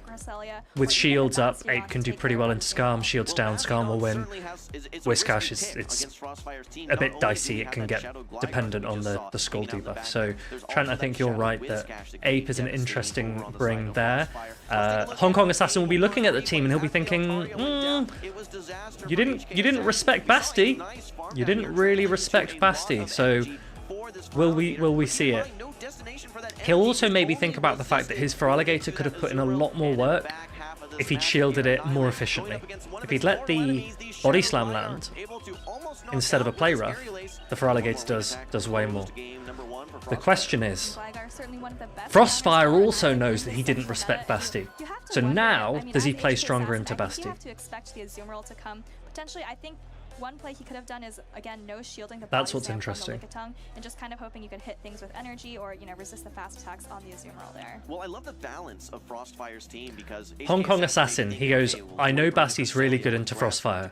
He goes, so Frostfire will overcompensate for how weak he is into Basti by running a team that has a lot of play, maybe something like Whiscash, Lickitung, Gligar, for example, or Whiscash, Lickitung, Skarmory, that kind of team. That's why Hong Kong Assassin went for Altaria lead. He was trying to catch a Whiscash. Doesn't Shadow Gligar beat Basti? Do you know what? It gets a little bit uncomfortable. It can get a little bit uncomfortable. It's not as clean as you think it is. Yeah, you don't like this at all. I do like this Cresselia in the back for HK Assassin. Certainly has some play, especially if it And the reason is because Gligar needs 2 digs to take out the Basti, and Basti needs 1 Stone Edge to put Gligar in smackdown range. So you can let 1 dig go, you can throw a Stone Edge. You then see if they shield or not, and if they no shield, you can just start shielding your Basti and farm it down. That's why it gets a little bit uncomfortable. Game 1, this is more reasonable, yeah, because you can sack your Licky into a Basti and that's fine. Over farming here. Oh, and actually trying to catch the power whip from the Lickitung actually catches a body slam instead. Yeah, that's really the charge attack you want to throw into this Cresselia, to be honest. Is your best answer to this Cresselia the Lickitung? I could see even Frostfire just staying in, knowing he still has that Azumarill in the back to handle that Feraligatr. This could just be a matter of, oh, well, thank you. Okay, this is going to be a little bit interesting here, because once this Licky goes down, as soon as this Licky goes down, Hong Kong Assassin has alignment. And if Hong Kong Assassin gets alignment, he wins. Yeah, that's smart to go for 2 Grass Knots here, because 1 Moonblast wouldn't be enough, so you just go for 2 Grass Knots. Your Crest is still going to be able to use that energy into either of the Azu or the Gligar. You actually want to let yourself get a little bit low here, because you don't want to give too much farm. It's a little bit tricky. And it's now taken this Cresselia down into the red. I think you can afford to overfarm a little bit, but these are still super. I think they're more reasonable lines from both though. But this is still interesting because now this Lickitung is going to go down. HK Assassin might be able to align the Feraligatr to 1479 crest, but it is shiny, Sergio. It is shiny. So the advantage here is he will get to a Moonblast, which is pretty good. He's given the Gligar a lot of farm, but remember that the Feraligatr came out with a decent amount of energy as well, and also a normal Basti will win down a shield for an Azu. This is going to allow Frostfire to have a response. He does need to use a Protect Shield to The save difficulty here is that he's just given away his alignment. This may force that final Protect Shield, and then He's just given away that alignment, which means he's now going to be shields down against the Gligar with Basti. He's done it again. To go onto that Gligar, but by switching out, you allow Frostfire to kind of just run away and absorb all this energy on the Azumarill. Again, Feraligatr, it's not going to get bubbles That Basti down, should have been these aligning Hydro versus the Cannons Azu. just aren't going to do the It damage would have that they been a very, very comfortable win for Hong Kong Assassin, and now it's going to get a little bit dicey. It's going to get a little bit dicey. But when this Azumarill is lurking in the back here, there's no destinations for this Hydro Cannon. You can see easily is able to tank 3-4 of these Hydro Cannons, no problem. And all you need to do is get to one charge attack. Maybe even an Ice Beam would have been enough to KO there on the side of Frostfire. Plays it safe and goes for this play rough. This is going to bring in the Bastiodon. I expect HK. You saw Frostfire nod there. He's happy. He's going to save his shields for the Gligar. He's going to just do as much damage as he can. He'll just chip. The Azu has a ton of health, so the Basti is going to get a lot of farm down, but like bubble damage is going to add up as well. And the bubble damage will put it in one dig range. That Gligar is going to come in straight away. You can use a shield. You guarantee a dig landing. Yeah, exactly. So Frostfire looks like he's comfortable. Let's see if something goes wildly different, but Frostfire should be fine. That wasn't even a good catch attempt because he wasn't at the dig. Gligar loaded with energy throws the dig into the Bastiodon. So this is going to be a lot of damage, but will it be enough to knock out? Let's find out right now. Boom, here comes the dig. Oh, it actually doesn't take out, and this Bastion is going to be able to get to the Stone Edge, but keep in mind there's still the, oh no, but it's charge attack priority. Ariel is coming through for Frostfire. Unfortunate for Hong Kong Assassin. The Basti could have put in a shift. It had the potential to put in a shift, but Basti is alignment dependent. Shadow Dig does do a lot. But the advantage is that you can't then wing attack it down, so you still need to land 2 digs normally. I think the Feraligatr had a lot of flexible play against Frostfire's team, but like you said, just kind of walled by the Azumarill in that kind of matchup. I mean, it's not the worst, but you definitely need to have shields up or some other kind of advantage, and unfortunately, both of those games didn't have the shields that he needed to deal with that situation. Absolutely. So let's look back at our game number 2. If we recall, early on, we actually had the Feraligatr into the Lickitung, and you're thinking, okay, this is a bit of a tough spot for HK Assassin. He does get some nice chip damage, but the key moment for me was bringing in this Cresselia, because actually Frostfire a bit weak to that Cresselia in the back. HK Assassin bringing it in. We did a prediction. Tons of value out of his Lickitung. No, we didn't. We'll do a prediction for the next one. And you have to imagine, actually, the charge attack from the Cresselia that landed on the Gligar didn't do a whole lot. I can see lots of you discussing what could have gone differently. Hydro Cannon, and unfortunately, when he gave up switch advantage, I think it was pretty much over from there. Basti is pretty alignment dependent, and he didn't have it where he needed it, and that made the difference. All of that energy on Feraligatr, which usually can be put to good use, went nowhere. It went nowhere on that Azu. 70% of its HP. That's absolutely devastating. But congratulations to Frostfire on a tear. 2-0. Great team. Right. Who have we got next? Well, you know, who have we got next? Is it Big Man Rise? Have we got Rise next? So maybe California is his state. He's doing great. He's on fire, one might say. And you know, I hope to see him continue. He's improved so much, even comparing last season to this season. So it's really great to see that growth. Yeah, and I know I sound like a broken record here, but I'm very impressed by Azumarill. In many cases, we've seen a meta evolve over time, and it gets to the point where it starts to feel a little static. Every now and then, trainers can say, okay, I'm seeing this Annihilate, I'm seeing these Altarias that have cemented their spot in the meta. What is a Pokemon that responds so well to them? And that's exactly what we saw. As a reminder, without the catch, it would not have been CMP at the end. Altaria, but also Annihilate as well, which those are the 2 key targets. So great on Frostfire, not only for just bringing the Azumarill on his team, but bringing it into those key matchups as well. Yeah, it's tricky. It is tricky. Frostfire, obviously. Let's see what he has to say. Maybe he calls out that Azumarill. Take it away, man. Azu come back. Azu's coming back, especially if Dark does rise. Azu can come back. Thank you so much. Yes, Crossfire's I'm quite here with tall. Crossfire 14 already heating up some matches near the beginning of the day. Is Amanda sat down? What's Those are going some on? Pretty incredible matches. You're on the winner's side. How are you feeling so far? I'm feeling great. This is the first time I'm ever on the winner side and actually won my first match. It's So quite funny that all of the like, casters are like feels good. reasonably I'm short. especially Obviously we at got Orlando, where I made Amanda day two, DeFi and I and got 2'd, so it feels good to like come back and actually, like, win in day two. Soph, That's a who good are all start. tiny. So right before we were doing this And so interview, I saw all you of these hugging winners' someone. interviews have been Vince, quite some funny. Congratulations. You want to talk about your support group that is here with you? Yes, yeah, I have my mom come out.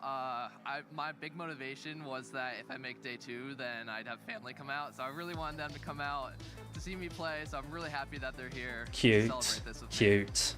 That is awesome. And I also saw on social media before you came here, you were unsure if you were going to come. It was maybe a last second decision or something, but you were like, okay, I'm gonna be here in Los Angeles. It looks like it's really paying off for you.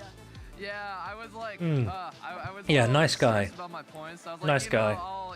I gotta make a run. I gotta make sure I get the He's been doing well this season, hasn't he? The new meta coming up. Would my parents ever And watch me so I play? heard I think that I've sent my about mum your picks. There a is link to the Kazuo stream on the once, team. and Walk me she's through why you she's chose kind this of tuned in. Pokemon, and if you think it's gonna So I be think your that most they, valuable I think Pokemon that's for this maybe as tournament. far as it would go because So they far, were so actually good, in like, London and for during me, EUIC, you know, I saw great use and in I the asked if they were last going to match. come I just think it's watch, really and they actually anti-meta didn't right reply now, to I that guess. message, There are a lot so of Altaria with all the wish maybe caps that speaks around. for itself. Umbreon's usage is going up. Annihilape is everywhere. There really aren't that many electrics. Like, there's maybe each team has like one answer, which is like a lantern or maybe a bug. But other than that, Azu is usually like pretty free to roam around. That's great. Really great insight as well. Last question. Is there anyone you want to shout out or thank while we got The you boys here attending earlier on Tawny in the Arts day? Short too. Yeah, there's I some want to thank my tall NB guys. family, for always Tall guys at supporting this me, tournament. and especially, I had help with this matchup. I was really stressed out about it, especially the Bastiodon, because it's so Yeah. it's so difficult to handle. Colin, they're not sometimes, like so I your had great parents, help put it from that people way. Like Yakko, Lyle, Pocket, Do my parents or Niantic respond more to my Foxox, requests? That's Shaymilk, actually a pretty good. and, That'd be a pretty good poll. and Ash's Kill. That- No, that and would be Android, pretty good. sorry. If was I stressed out. message I need a both lot and of see insight, how so many years it feels takes good for one of them to reply, accomplish what I came fair out to enough. do today. Well, we're very happy for you as well. Congratulations on your run so Right, far. is that Good luck Dr. with Roast the rest. Beef that we're Like seeing I in the said background before, against this is just Rise? the beginning. We're gonna go Should we back. get a prediction? We're Should gonna we get a watch prediction over going? some highlights, and we're gonna see how the rest of this It is. tournament Okay. develops. Who are we backing? Man like Rise or is Doc in the house? Use your channel points. Get your predictions in.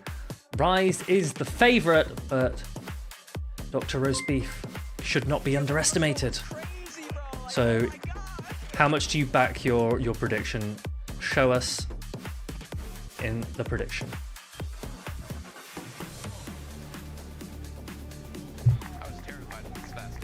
For the American Invasion, Sergio, no. When I was on stage in Liverpool, I texted my mum saying, "Can you tune into the stream? I'm currently on stage playing." And she replied 4 hours later saying, "Why didn't you call me?" I said, "Mum, I was a little bit busy." She was like, "Well, don't expect me to tune in then."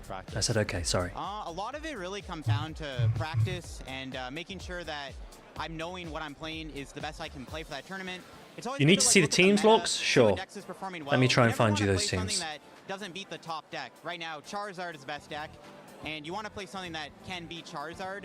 So I would just say this one? play a deck and just kind of make sure you know what you're playing, you're comfortable with it, know your matchups, and don't like last minute. Trying to find it. Between tournaments, I like to hit up friends to scrim, making sure I know my counts. So yeah, all those things help me improve for the next tournament.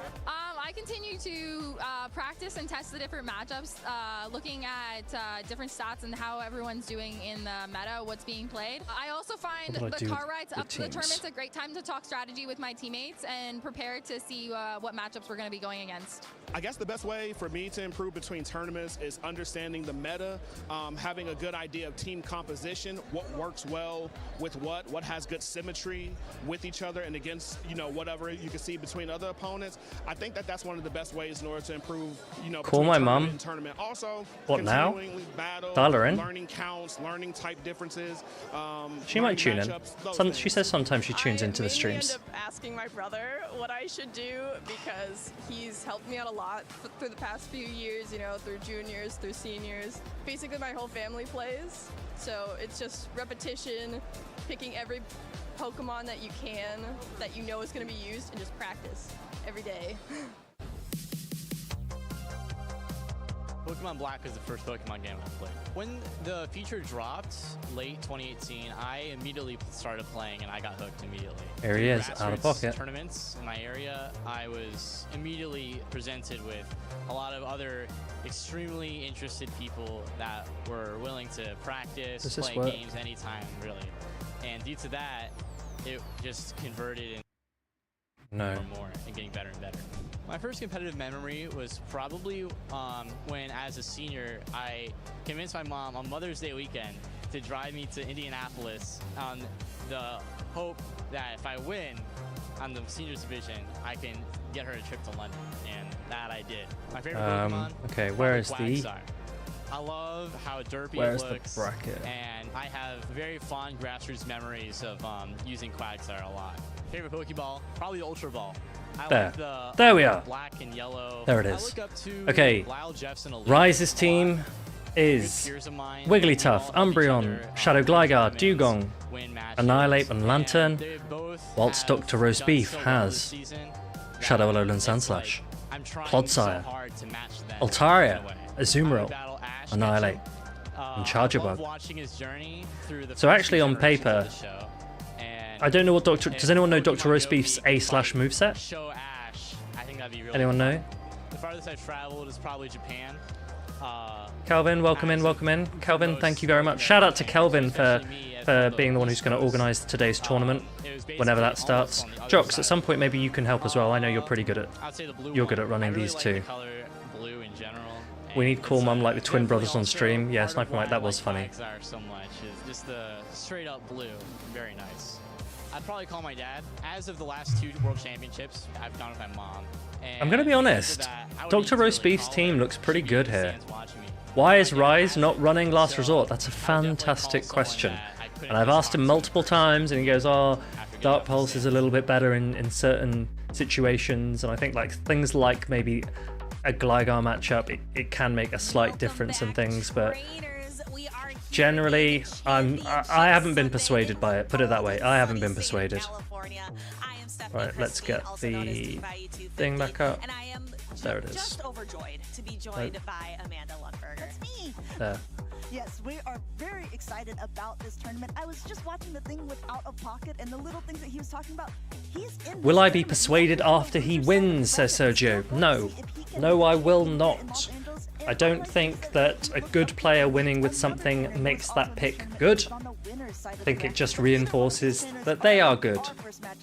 So, we'll see. We are up against another very well-known trainer, which is Rise to Occasion. One of our very first Sure, Jox, what are you going to send me? champions in the Who won in the losers round? Let's go find the...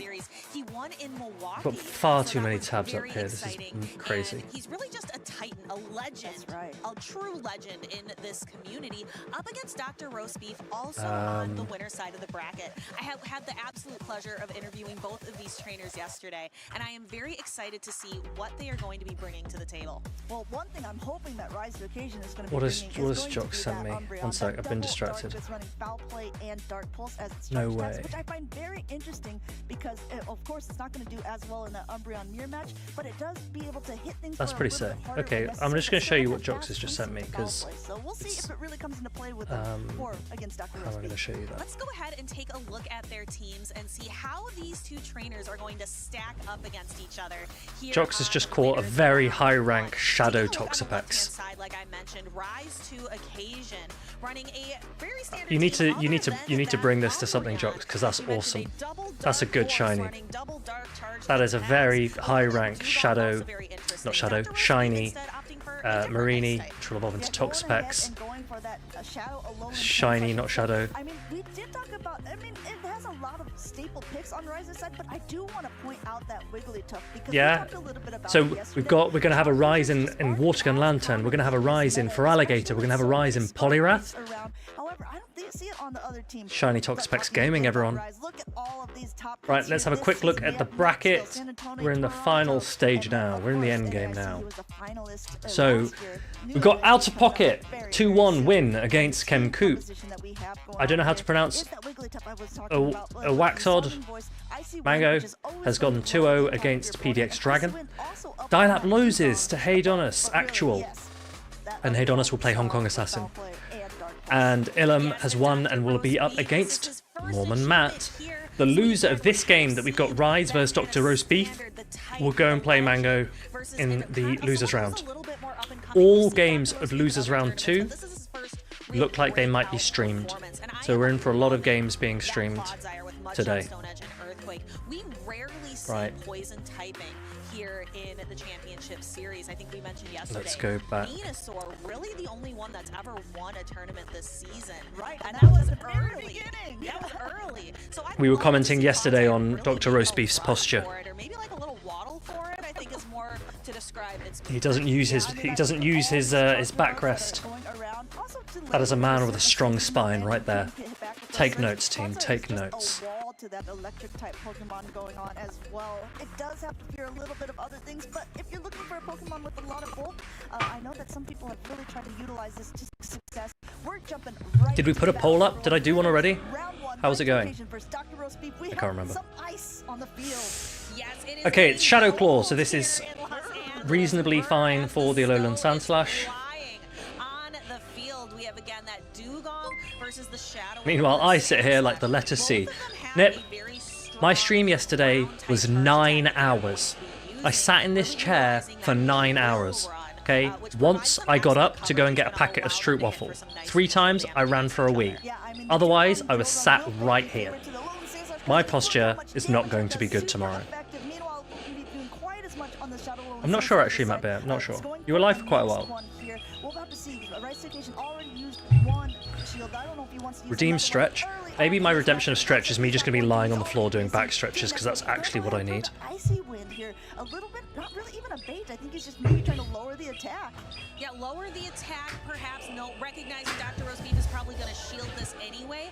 I might as well lower the attack of my opponent. Dr. Roast Beef very patient, trying to get a little bit of extra energy, waiting until Rise to Occasion is just before the charge attack. And Rise actually opting to shield, going down 2 shields early. That was good, I in the needed that. matchup, and actually throwing another Icy Wind. Now, I'm not sure if Dr. Roast Beef is going to be able to get to another move, so I agree with this, just letting the Alolan Sandslash go down and allowing something else to come in. And that something else is going to be the Azumarill. Are we going to see an aggressive bubble down?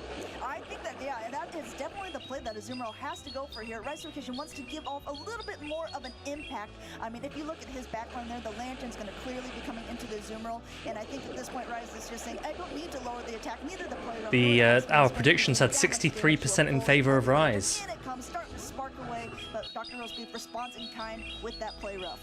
Yeah, so Play Rough still is going to be Azumarill's best bet at doing damage to Matt, you the walked Lantern. for 6 hours today? Take a look at this backline matchup. That's The insane. Clodsire That's versus the insane. Shadow Gligar. This looks pretty good for a man like Rise. Typing, which makes these digs super effective. So this isn't exactly something that Clodsire is. Doc is going from roast to toast with this alignment.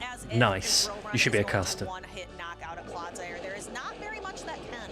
Yeah, and also there are shields up on the field for Dr. Roast Beef's side. Wonderful counting here by Rise, going ahead and going right until the next Stone Edge, and now throwing the first Shield. Will this get the first Protect Shield, or will this go? No, yes, it is going to get it. This dig is not going to connect, but there is another one that's lined up. I don't think the Stone Edge is enough to knock out. We will have to see. Stone Edge is a very powerful move, but Clodsire is known for its bulk, its staying power, not its attack.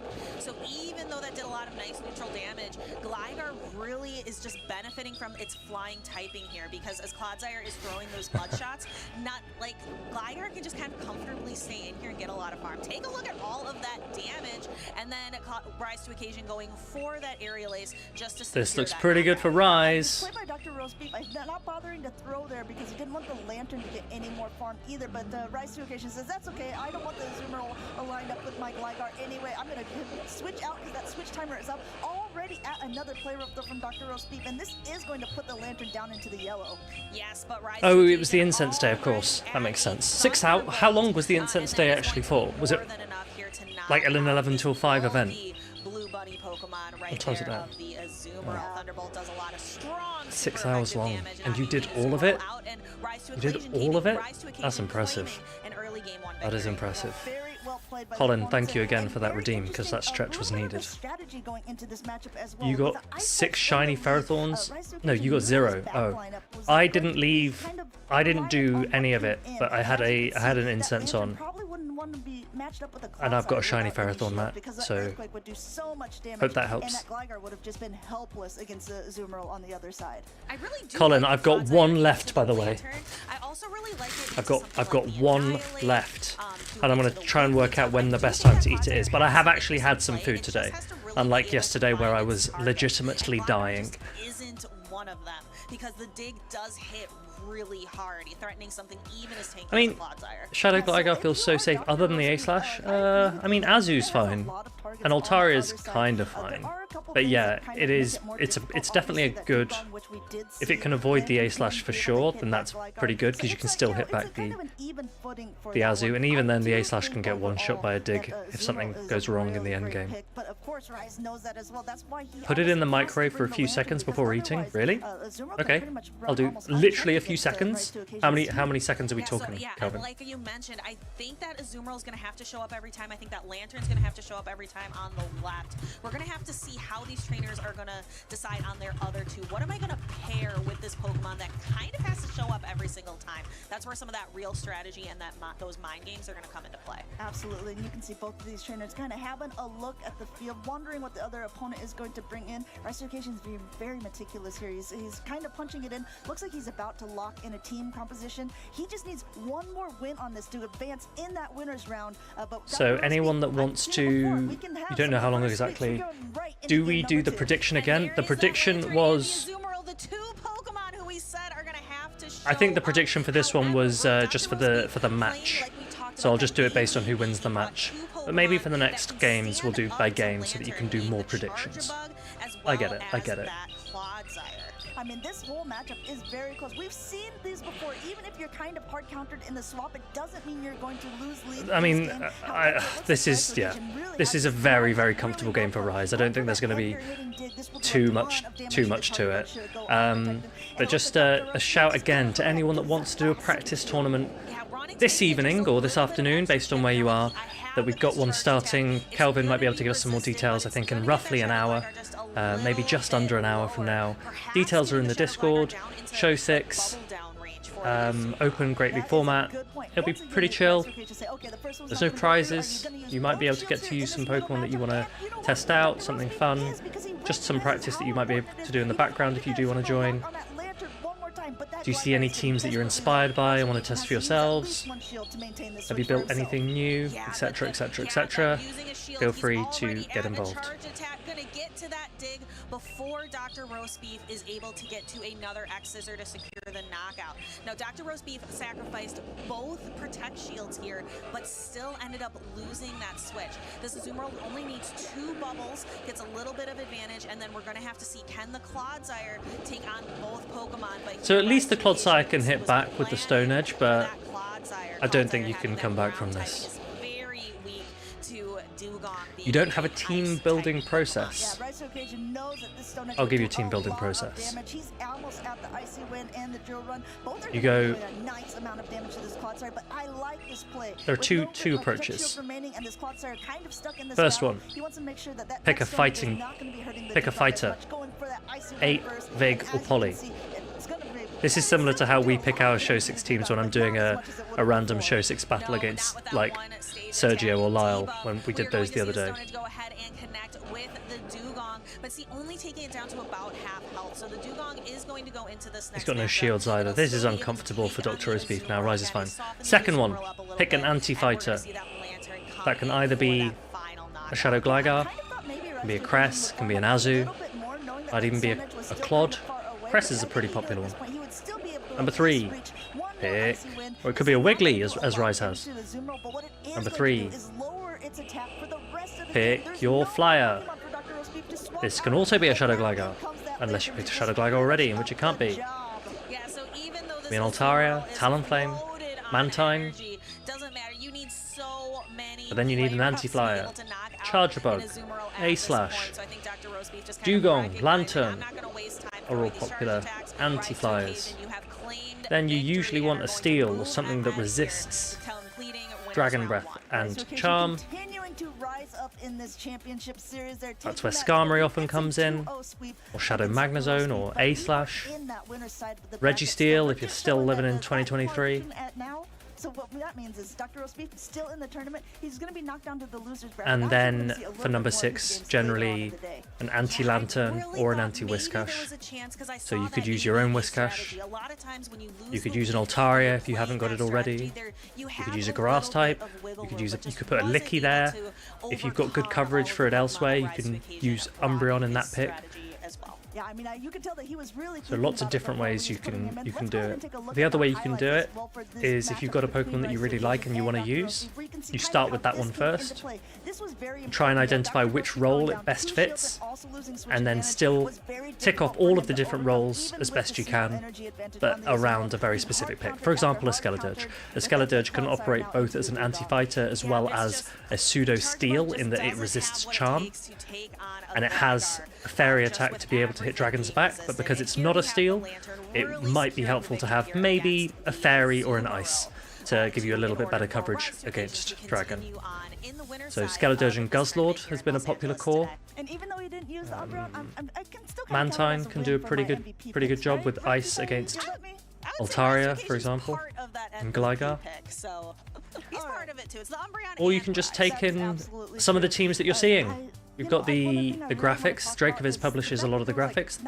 Good place to have a look at what teams other people have used. Use them as inspiration for your own.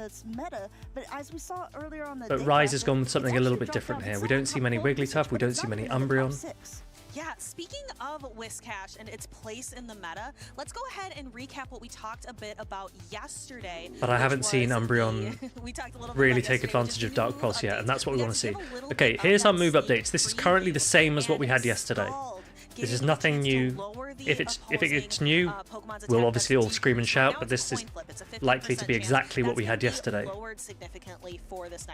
Yeah, well, we're not sure of the whole amount that it's going to be. Scald we're expecting to drop from 50% debuff chance to 30%. There's a chance it might drop to 20%. Much lower chance it would drop to 10%. I think it's more likely that it'll drop to 30% or 20%. Spark going down from 6 power to 5 power. That turns it into a Feint attack clone. How often do you see Feint attack being used? That could end up being how often you see Spark being used. So expect Lantern to shift to Water Gun. That doesn't mean Lantern's going anywhere. That just means it's a different Pokemon to what it was previously.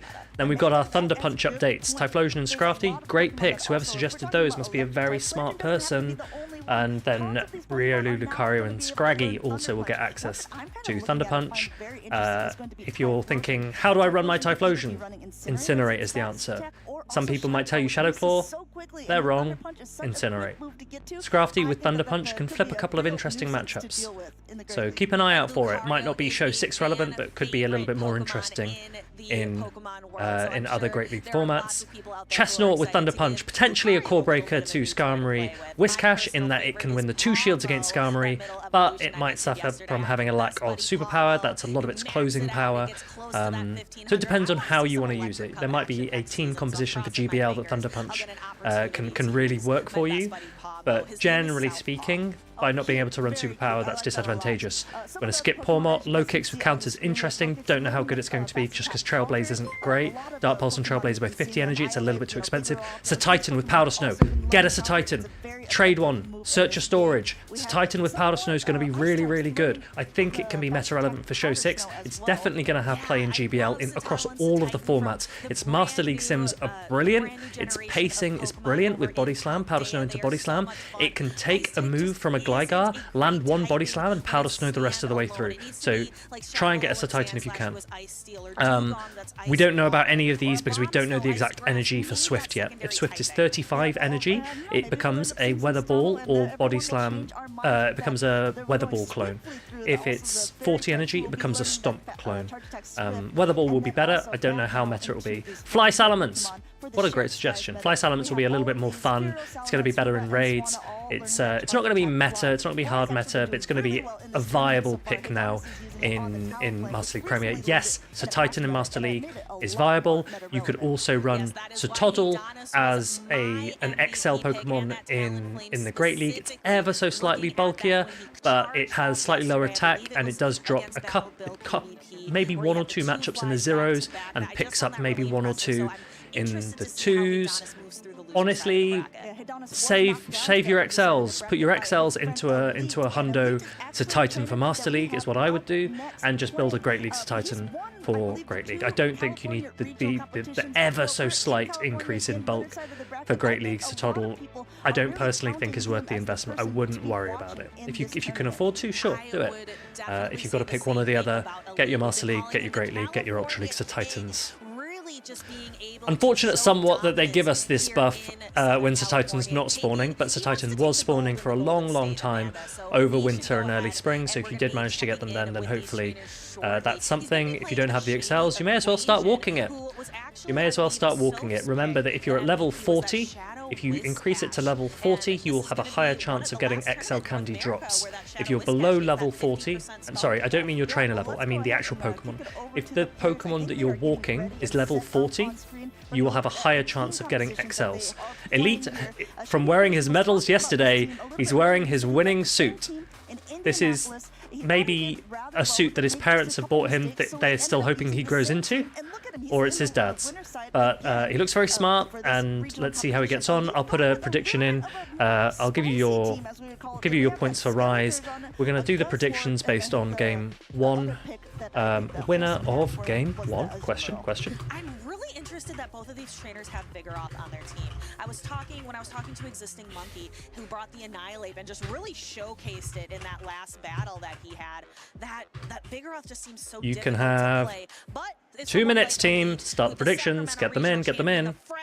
Elite is ready for that maths exam. That is true. Yeah. When you got Pokemon at 10 and an interview at 2, man like Elite. All standard movesets for Elite. He is running, as we very recently talked about, Skeledirge and Guzzlord together. Skeledirge, Guzzlord. Yesterday, Elite had, I believe, like 10 medals just put around. You guys wear suits to your school exams? No, but if we are at a school where you wear suits to school, then you would still wear those suits to an exam. If you're at a school that doesn't, that wears more casual clothes, then you'd wear more casual clothes. But I was wearing a suit when I was in my equivalent of high school. Do I like Elite's team? No, because I don't like Vigoroth, so I don't like it. But I do like Skeledirge and Guzzlord. I'm interested to see, does Cresselia have any play? I mean, Cresselia has really climbed the charts, it seems. I think it was number 4 in the usage for day 2 for the competitors. I'm increasingly convinced that is not a suit that Elite has bought, and it is a jacket that's been given to him. The jacket is slightly too big and slightly off color to his trousers. So there's my fashion judgment. Let's have the PvP judgment next.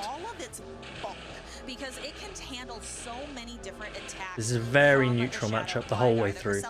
Chargebug will want to avoid Whiscash, but with a little bit of energy, Chargebug's fine versus Whiscash, so it really depends. Because Chargebug paces to those X scissors so quickly for super effective damage. Yeah, going for that heavier hitting. How can I dislike Vigoroth? Because we're in an Annihilate meta, and Vigoroth hard loses to Annihilate. As you pointed out very astutely yesterday, what's the point of all that energy on Vigoroth if an Annihilate comes in?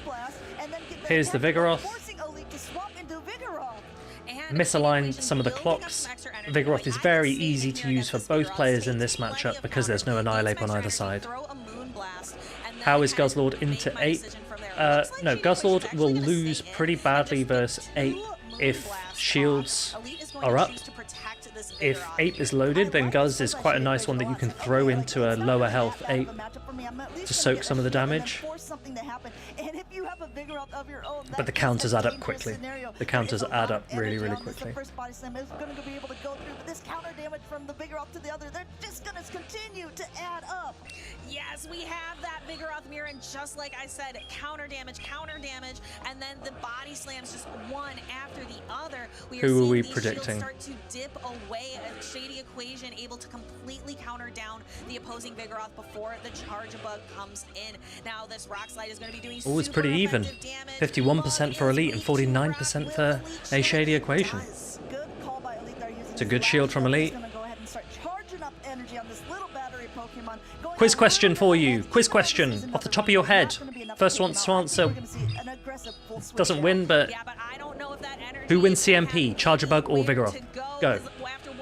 Who wins CMP between a Vigoroth and a Charger Bug? Don't look it up, just tell me what you think. You're in the heat of the moment. You're up against a Vigoroth, you're up against a Charger Bug. Who's winning? Who's winning? Who's winning? Who's winning? Some of you saying Bug, some of you saying Vigo, some of you saying Bug, some of you saying Vigo. Dang, make your minds up, team, make your minds up. Sergio, thank you very much. It is IV dependent. They are so close in attack that it depends on your IV spreads. You need to know what your IV spread is. If you've got a bit of attack on your Vigoroth, you can have a little bit more confidence in it. If you've got a very low Charger Bug, you're likely to lose. So you've got to be careful. You can win it as a Charger Bug. You might win it if you have a slightly higher attack one. So if you're in an end game, if it's critical, if you're not sure, don't take the risk. Do not take the risk in that matchup because it's an IV dependent matchup. Like you said, he's at the energy now, throwing an aerial ace, and now the Whiscash is left pretty defenseless. It's got to be able to throw at that Gligar as well, but there's still an X-Scissor stored on the Charger Bug in the back.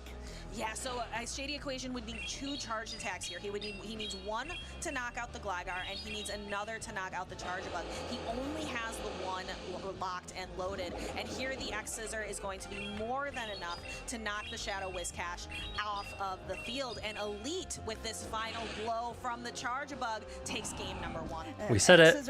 If Charger Bug's got energy, the X-Scissor's pretty good. Elite will win it all. Elite will win it all. Well, those of you who voted Elite, you've won this time. Are you going to double down? Are you going to double down? We're going to have winner of game 2 coming into the poll. Once I've typed it, we're not of. By Elite. I don't think that was the Pokemon that did Jim pick Elite? He did. He picked a Azumarill, which I also think is a good pick overall. But with so many lanterns around and also a poll number for game number 2 is coming up. You got 2 minutes. Go, go, go, go, go. This is just a replay. Don't worry, don't worry. Elite dresses very seriously. I think maybe the opposite. I think he's maybe taking the metaphorical here. His jacket does not match his pants. His jacket does not fit his body. He's probably got medals in his pockets. But his mum's tied his tie for him, so he's looking very smart and he's playing very well. And not only that, getting the exact perfect amount of undercharge, so he had exactly an aerial ace stored. That is some fine counting by Elite there. This well played, well played. Down it goes onto that Whiscash, securing the game number 1 for Elite. Yes, Elite may be playing a Shady Equation, but Elite is the one with the equation for how much to undercharge. Let's see how he goes into game number 2. This is a fantastic lead for Elite with that Skeledirge. Huge lead, huge lead. Skeledirge will wall the Charger Bug. The Shadow Whiscash comes in. Guzzlord can do pretty well against the Shadow Whiscash, but Shadow Whiscash, these Mud Bombs, you're only going to need 2. They come fast, so it's not super easy. It's not super easy. You have to keep alignment if you can for Elite, because it's such a nice alignment to have. But look at this Mud Bomb damage coming through. If a Shady Equation wants to, you can Mud Bomb down. You can just 2 shield if you want to. Yeah, Shady wants it. Shady wants it. this Whiscash. This was only the first charge attack thrown, and at the same time, look at this. And he's given a mud shot away. He just needs to shield again if he wants to keep Switch here. Easy. And now this energy's going somewhere, right? It's not like Elite's coming in with an Altaria or a Mantine. One of Skeledirge or Vig is going to have to take damage or shield. So I need to maintain the Switch advantage here. So using the Shadow Whiscash, going to throw Scald. And you're going to get 2 Skulls. What side of the coin are we going to get? It looks like so far the attack does fall. An immediate swap out into Gligar, and Elite counter swaps into the Skeledirge. Interesting play. The Gligar does have Pretty smart. That is a pretty smart aggressive switch from A Shady Equation. It forced Elite or invited Elite to come out with the Skeledirge. It means Cress will not face the Skeledirge, which is pretty good, but Skeledirge is going to sweep this, and it's got a shield. It's got a shield, so Elite could be fine. You could be right, Sanduji's. He's maybe on it. Skella sweeps. Skeledirge resists all of it. And going ahead, throwing that Mud Bomb, this would be doing a nice amount Now, of does damage. Elite know that he's going to need to throw the Disarming Voice to stop the next? Yeah. He could have done one more Incinerate, but he definitely couldn't have incinerated down because it might have taken 2. That would have been too long. Now, if he can get a Shadow Ball off against this, that's pretty massive. How much energy does that Vig have? How much energy does the Vig have? Because he's going to throw the Shadow Ball and go straight into the Vig. It is resistant damage, and it is not enough. So we can see going to be able to throw at least one more Incinerate before using that Shadow Ball. Skeledirge, known for its raw power. Let's see how much the Shadow Ball is going to do when it connects. Gets it down into the red. As Gator is going to town here, already at yet another charge attack. Very well played by Elite. We did say, Skeledirge, it's won a couple of tournaments already. People still sleeping on it. People still bring in the Crest as if it's a guaranteed pick. Congratulations to our Elite voters. Only 18%. Elite is unstoppable. He did say yesterday that Chairman Elite cooking. I like it. That he was carrying around it. I wonder if now that he's winning on screen, if one more will be awarded over time, or if he's just again going for that strategy. Jiggly, that's very kind. That's very kind. Thank you. We did 9 hours yesterday. I'm hoping today is a little bit quicker. I went to bed at 4:30 in the morning yesterday. It was it was not great. I'm glad that I have a bank holiday Monday tomorrow.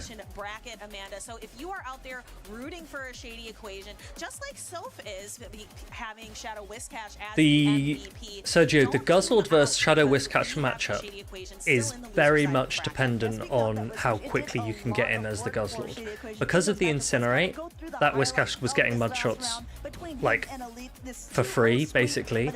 The Guzzlord was then making it very difficult to come back from. I don't know what Elite's Guzzlord IVs are. It's only a 1489 CP, so he's obviously losing some stats there.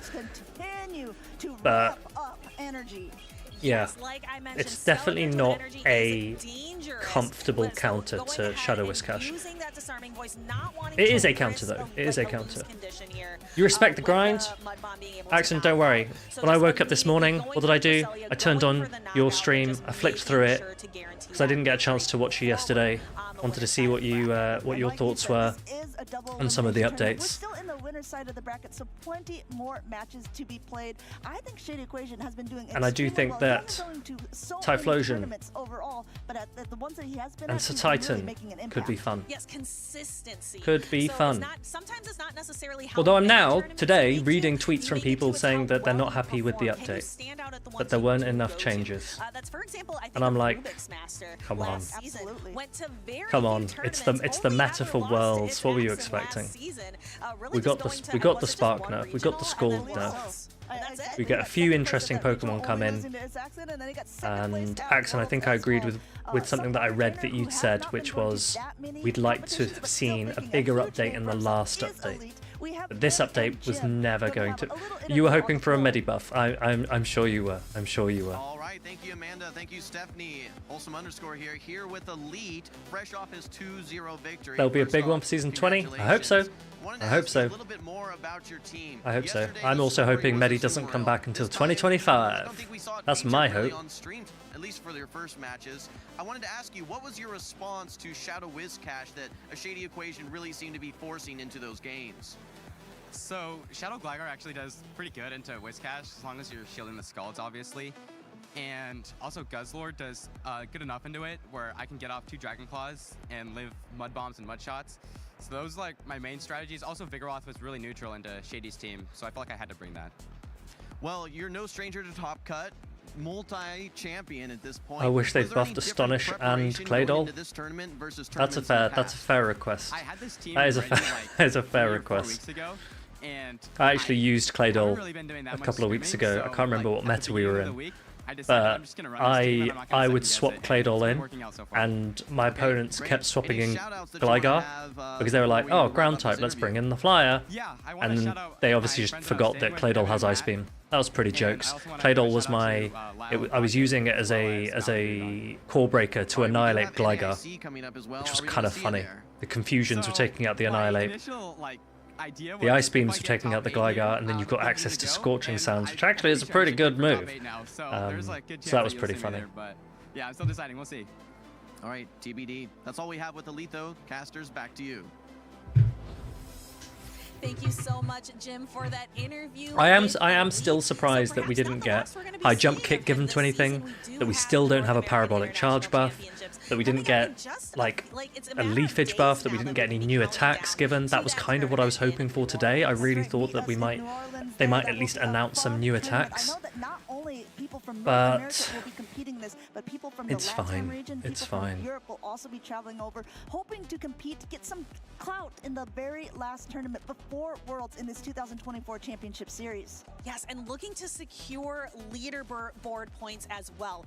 Really What's this? looking A for wild that shaman travel award to go appears to Honolulu, in the Hawaii. It Pokemon is community quite a game. flight For those of you that to play the get over Pokemon there, community so game but I aren't paying definitely attention to see chat, why there is a that shaman. travel award is so prestigious. It's so sought after. Maybe the Not only regional that, winner some gets people to also announce get it. No potential travel way. stipends as No well. So if way. you don't even make that very, very top part, you can still get maybe a little piece of the pie as well. I mean, we're talking about people traveling over.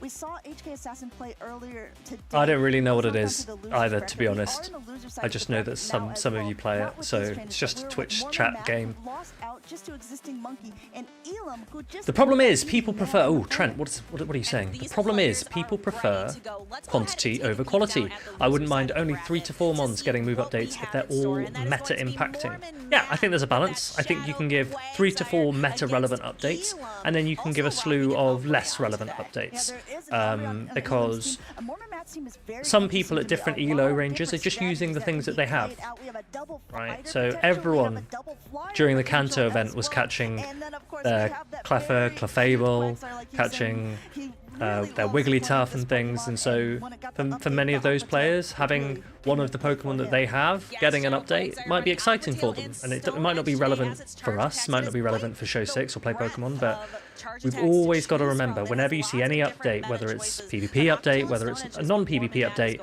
that it's not the top 5% of players that is the sole target market. So if you see move updates that don't make sense, they're not for you. That's all. Don't get angry at them. They're just not for you. Shaman escaped and no one caught it? That's jokes. I didn't even know that could happen. He's a very talented trainer.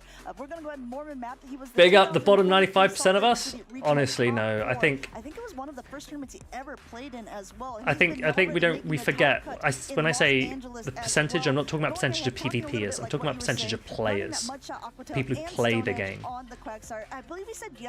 And if you play PvP, you're probably pretty close to the top 5% already. Yeah, of course. If you're seeing all these Altaras and the Skarmers, you're gonna want to be able to hit back.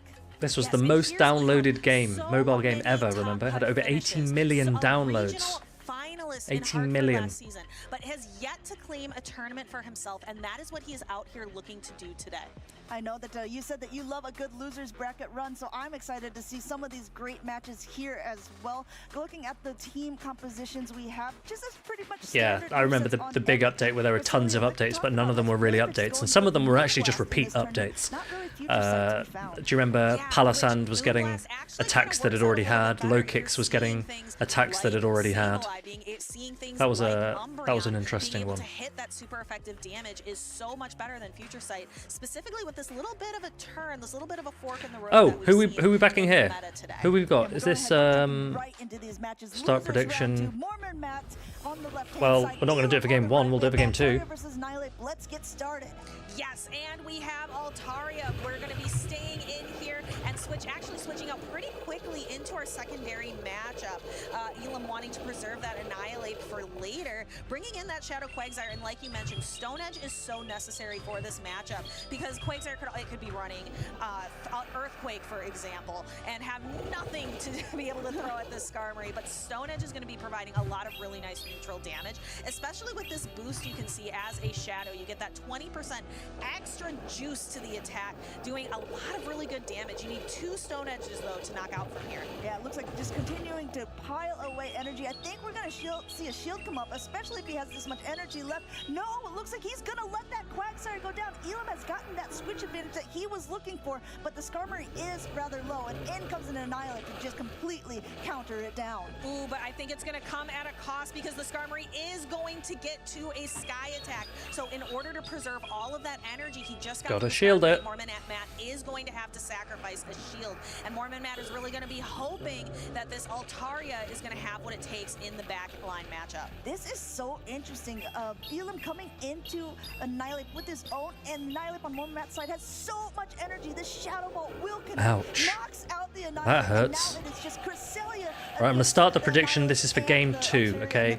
I'm starting the prediction. You don't have to do it yet, but this is for game 2. Difficult position because this Shadow Ball is going to do so much damage to go unprotected, and the Altaria still has some Dragon Breath and all of basically the charge attacks to be going as well. Meanwhile, Elam still just charging away.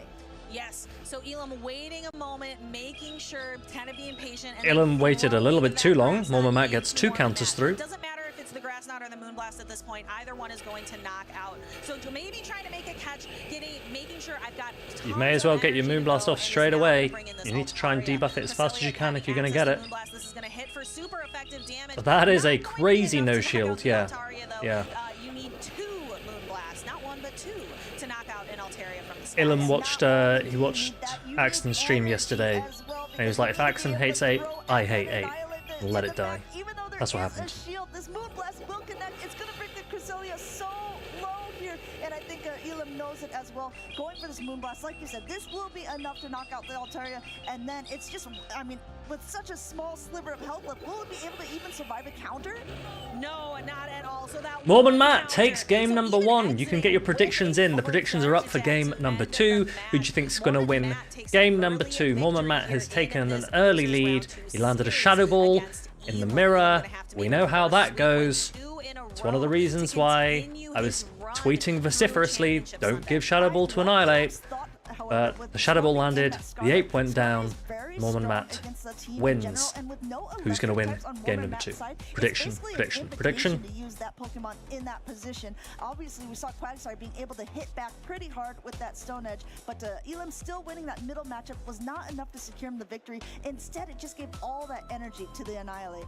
Yeah, again, Mormon Matt using a double counter user strategy here. Yeah, Mormon Matt looked up to see if the game had like lagged out, because obviously if that happens, then he's then going to be like, oh, okay, am I going to have to deal with a rematch here? But I think Elam just laughed it off and was like, yeah, I waited a bit too long. Didn't really make a difference, but we've all done it. We've all done it. And it's a difficult thing, to be fair, because lots of people will say you're waiting a turn. Yes and no. Yes, we mentioned you are in practice often waiting a turn, but that's not why you're doing it. The reason you're waiting is because you're waiting to see the fast attack come through. So if the game is a little bit laggy or buggy, and it pauses slightly, and you don't see the fast attack come through, then as Ilum did, don't throw the attack. But then the game catches up and the fast attack comes through, and then you go, oh wait, the fast attack's coming through, and you press it, and then another fast attack comes through. And that's annoying. If that's what happened for Ilum, I sympathize with that. That's annoying, because you're not waiting a turn, you're waiting for the fast attack animation from your opponent. The game's not reliable enough for that method to work all of the time. It doesn't surprise me that I didn't see it in a double fighter lineup. However, I don't know, what are the odds that Mormon Matt is bringing a Vigoroth when there's an Annihilate on Elam's side? Am I playing in the tournament? I don't think so. I think it might be difficult to play, chat, and watch party this, but I'm happy to talk about it and have a look at it and go through it. If anyone wants to join that, that's starting in 20 minutes in the Discord. Practice Show 6 tournament. Worth doing because we're keeping this meta for the next week. And we're going to watch this Quagsire, Shadow Quagsire versus Skarmory. Is pretty good. It's a reasonably good matchup when you've got shields with Quag. And Mormon Matt knows it. Going for the Brave Bird. It gets protected. This is going to lower the defenses of the Skarmory and put the Elam kind of in a hard position. Now Mormon Matt can go for the Aqua Tails, and this could be enough to knock out the Skarmory. Yes, that Aqua Tail with that bit of a shadow boost. Elam doesn't want to risk it. Puts up a Protect Shield. Knows that that was a charge attack priority tie. Knows that he wants this energy to fire into the Quagsire. So throws a Brave Bird. Mormon Matt shields up a second time. Now, because the defense is so fallen on this Skarmory, you can actually see the Mudshots doing damage. Yeah, that is so true. Double defense drop, and now this Aqua Tail should be enough to bring that. Just a reminder to those of you that are joining the Discord tournament, you need your Discord name and your Dracoviz names to match so that we can find you. Even ready for Elam's side. Yep, Elam knows no matter what charge attack this is, it is not going to knock out my Shadow Gligar from here. I can tank one Aqua Tail, I cannot tank two. So Elam is going to have to decide, is my Shadow Gligar just going to be a sponge? Yeah, I'm just going to let it go. Did you see that, folks? Quag 1 CMP against a Gligar. Is that always the case? Question, open question. Is that always the case? The Quag is going off. The Quag is going off. The answer with Quag and Lantern, with Quag and Gligar, is that it is IV dependent. Quagsire has a higher base attack. Lots of people are running higher attack Gligar. The high attack Gligar can overtake the Quagsire. So it is IV dependent. It depends on what Gligar your opponents are using. If you've got a little bit of attack on the Quagsire, you can comfortably overtake the Shadow Gligar. You only need a very tiny bit of attack on the Quagsire to almost guarantee it. There is a lot of energy loaded on Elam's side. He does have a shield left, but I mean the pressure of the fast attacks here are going to be enough alone.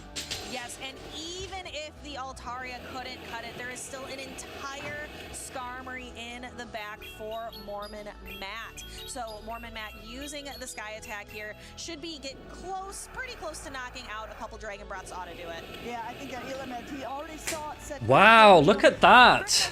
Mormon Matt! Big 2-0.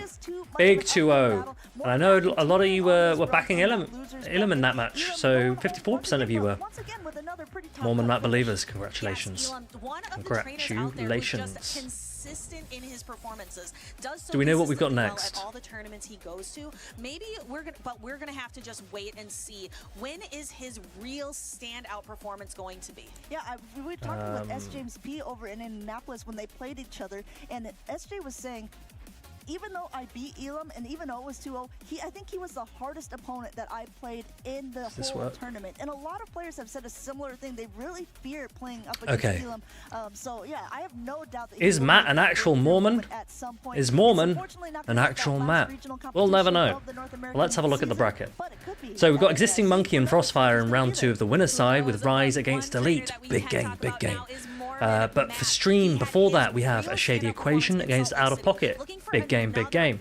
Dr. Roast Beef versus Mango, and Hong Kong Assassin versus Hedonus Actual.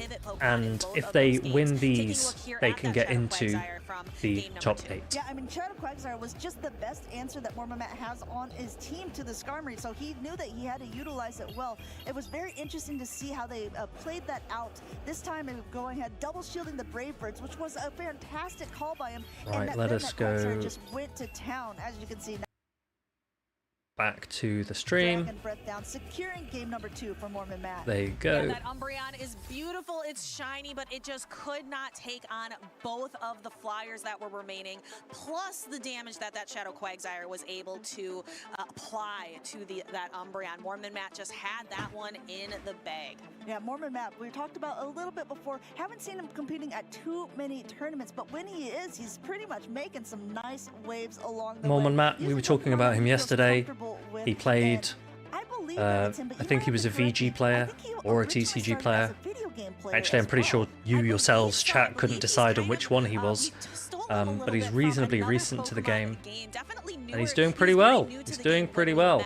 In Salt Lake City. Yeah, I think that is a sort of a fun thing as you go to these tournaments. By the way, there is like over 3,000 competitors here for Pokemon in Los Angeles. It's one of the biggest, I believe, the West Coast has had so far. That is an amazing turnout for all the people who love this, not only Pokemon Go, but the card game and the video game as well. Speaking of TCG, guess how many players turned up for LA TCG? So around 120, 30 turned up for Go. How many did TCG have? Just advanced to the top 8 after a dominating 2-0 victory versus Elam. Mormon Matt, how are you feeling?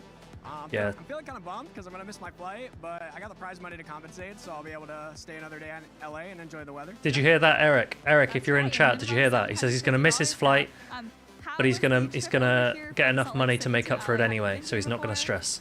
Yeah, so I used to compete in the video game, and they have tournaments. The video game, did you hear that? So I've been to the Los Angeles regional before, but I always really enjoy the town. Or can I hold this actually? Or yeah. So I always enjoy the town, and it's just it's always wonderful weather, and I get to see a lot of wonderful friends this weekend. So that's kind of what it's all about, right? All right, let's talk about your match versus Elam. You had some amazing reads there. So I think TCG had around 2,400 Elam would bring, and how did you competitors play around that? So game 1, I think so it was a lot. Eric, how you doing? Did I notice what? Did I notice he said he was going to miss his flight? Yes. Altaria is probably relatively safe as long as. Did I notice he didn't have a panic attack about it? Also, yes. Play a pretty close matchup with my Quagsire. In game 1, I just willingly gave up Switch because I knew Annihilate Pup Energy would be really valuable, and sneaking the Shadow Ball through the 2 Protect Shields basically sealed that game for me. Game 2, I think that if he anticipated Altaria again, Gligar's really, really safe into it, and so I was like, I think Cresselia or Gligar are neutral enough to where either could be the lead. My big question, my real question. TCG is the trading card game. TCG can be a term for any trading card game. Obviously, when we talk about it, we refer to Pokemon trading card game, but all card games will call themselves a TCG. You also, earlier this morning, you played Existing Monkey. Eric, if he beats Rise, then yes. I don't normally do like a ton of scrims or anything before the tournament. I like to think in theory the matchups out, see what's pretty strong. Certain parts of his team are kind of, feast or famine, and so it's like Obama Snow and Carbink are more like risk or reward versus teams like that, and so sometimes you just kind of have to go with your gut in situations like that. But Existing Monkey played really well. He called my line game 3, and so I'm excited to see in his first major top cut. It's crazy. Go is relatively, by comparison to the other games, we're in our baby years. These are the inception years of Go. We're almost still in a trial period, right? Genuinely, we're almost still in a trial period for how Go can be as a competitive game. And that's one of the reasons why we've got lots of people in the community really trying to push to help it grow. Because if it doesn't grow, then it's going to struggle long term, right? Because we're nowhere near the numbers that the other games are pulling in. Nowhere near, and we gotta try and get to that level. I think that'll be pretty fun.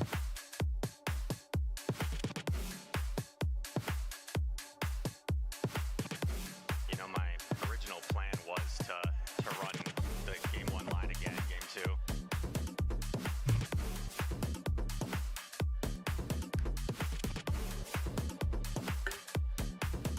2. Yeah, Unite is very different actually, because for a number of reasons. Unite actually has different corporate sponsorship, so they've got cash influx in a way that the other games don't. It's a team format. They've got esports companies involved. They've got a very, very different circuit. So Unite isn't played at our regionals. They will appear at international championships. You'll have a Unite section at most of the international championships. Especially NAIC will have Unite there. Worlds will have Unite there. Their crowds are insane. They are going wild. They are going wild in the Unite crowds. So I know a few Go players who will also play Unite just casually, and they seem to enjoy it a lot. They're all different products, right? They're all different products. They all merit different skill. And I think they're all good games. I genuinely think they're all good games. I do think that Go currently has the best community, but I also think that it's because we've got the smallest community, and so it's a little bit easier to direct social standards in a direction that's good for people. Whereas when you get to the player base size that some of the other games have, it's you can't help what happens. Also, because they're much older games, players from 20 years ago might have views and approaches to social situations that we wouldn't be comfortable with in Go, and that's difficult to get rid of. So maybe we've got an advantage in that regard. Yeah, exactly, Eric, exactly. Our community fills GBL with 60% wiggly basti. Yeah, but look, if that's the extent of toxicity that we can have in the community, I think that's a pretty good start. That's a pretty good start. But also, GBL's a blind format. Like, a blind format merits a little bit of toxicity and deception, right? Will Rise and Elite be on the live stream? Yes, they will. They won't be next. My assumption is that we're going to have the losers round 2 games, all of them first, and then they'll go back to Rise and Elite, who are still in the winners bracket. Otherwise, the winners bracket goes a little bit too far ahead. So this is good for Rise and Elite because they can spend a little bit of time looking at each other's teams, maybe messaging some scrim partners and get some practice in, or just chilling and getting some lunch. It's coming up to lunchtime now in LA. I always struggle to eat when I'm at events, though. Both playing and casting, I struggle to have lunch.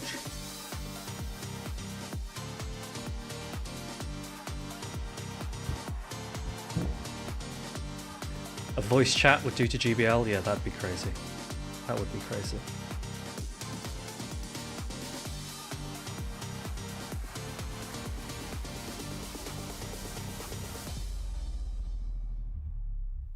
Hello Pokemon trainers, this is Zoe.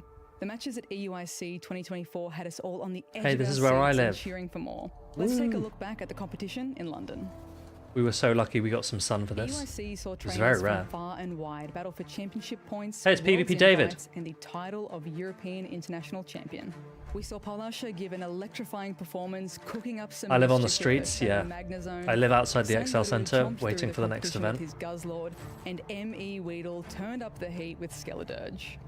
Going into Championship Sunday, we had an intense match between Sandodu and ME Weedle in the winners' finals.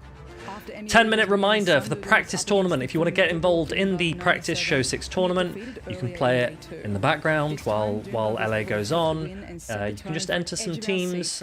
You can, if you're not feeling like you want to do the whole tournament, you can just play a round or 2 and then you can drop out. That is absolutely fine.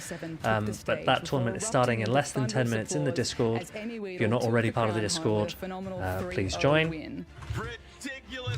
Please join the Discord and check out the tournament channels for a practice show 6. ME Weedle showed absolute Hey, that's me and dominance over the Maxwell. competition and became the second ever Pokemon Go trainer to become a regional, international, and world champion. As we look forward to the World Championships, Big win. more Big win. champions are waiting to be crowned. Be sure to tune in and check out Pokemon.com/compete to jump straight into the action. Eric, whilst you're here, Welcome back, trainers. We are here in the actually no, I'll DM you. I'll ask you Los later. Angeles, California, having a great time at the Los I'm going to teach you a game though, Center. Eric. We got a good game that you missed out in Stockholm. I'm going to teach it to you in Bologna. Joined by Softop. A lot of battles still ahead of us. We got to see. Were those Kanto starters trousers? Yeah. Maxwell is a man of questionable fashion, but he likes his Pokemon merch. All the right plays, absolutely on a tear. Yeah, K9, you can join. Like, use funny things, catch people off. It's just for fun. It's just for fun. He's won 2 of those regionals so far, and he's actually going to be playing. The way that it generally works as well is because the people who are taking it a little bit more seriously and are maybe winning because they're taking it more seriously, they'll start pairing up against each other, and the people who are using more fun picks will end up also start pairing against each other. So hopefully you end up getting some good game time in with whatever you do want to use. Yeah, I'm liking Jim's jacket here. I'm gonna have to buy some new outfits for next season. I've done my two events for this season. I did a mix and match job with the jackets that I had, but next season I think I'm gonna need something a little bit fresher.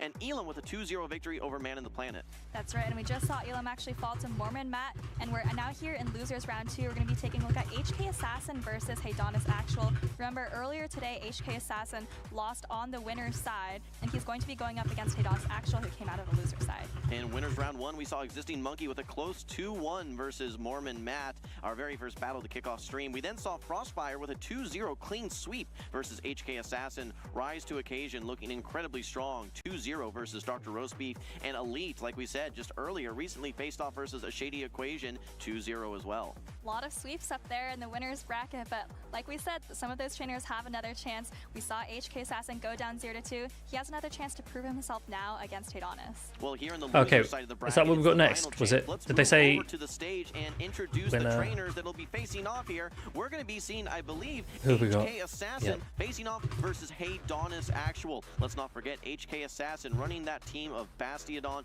with the normal Feraligatr. It's been interesting. So I actually wanted to ask you, I've been seeing more of a shift to the normal Feraligatr versus the Shadow. Are there any key matchups that you're aware of that dictate why you would want to run a normal Feraligatr versus Shadow? I think normal Feraligatr can take some of those charge attacks just a little bit better in matchups where it should be dominant. Okay, prediction for game 1 is going up. You can have 1 minute. Go. Go, go, go, go, go, go, go. We saw it was pretty neutral play in his matchup earlier.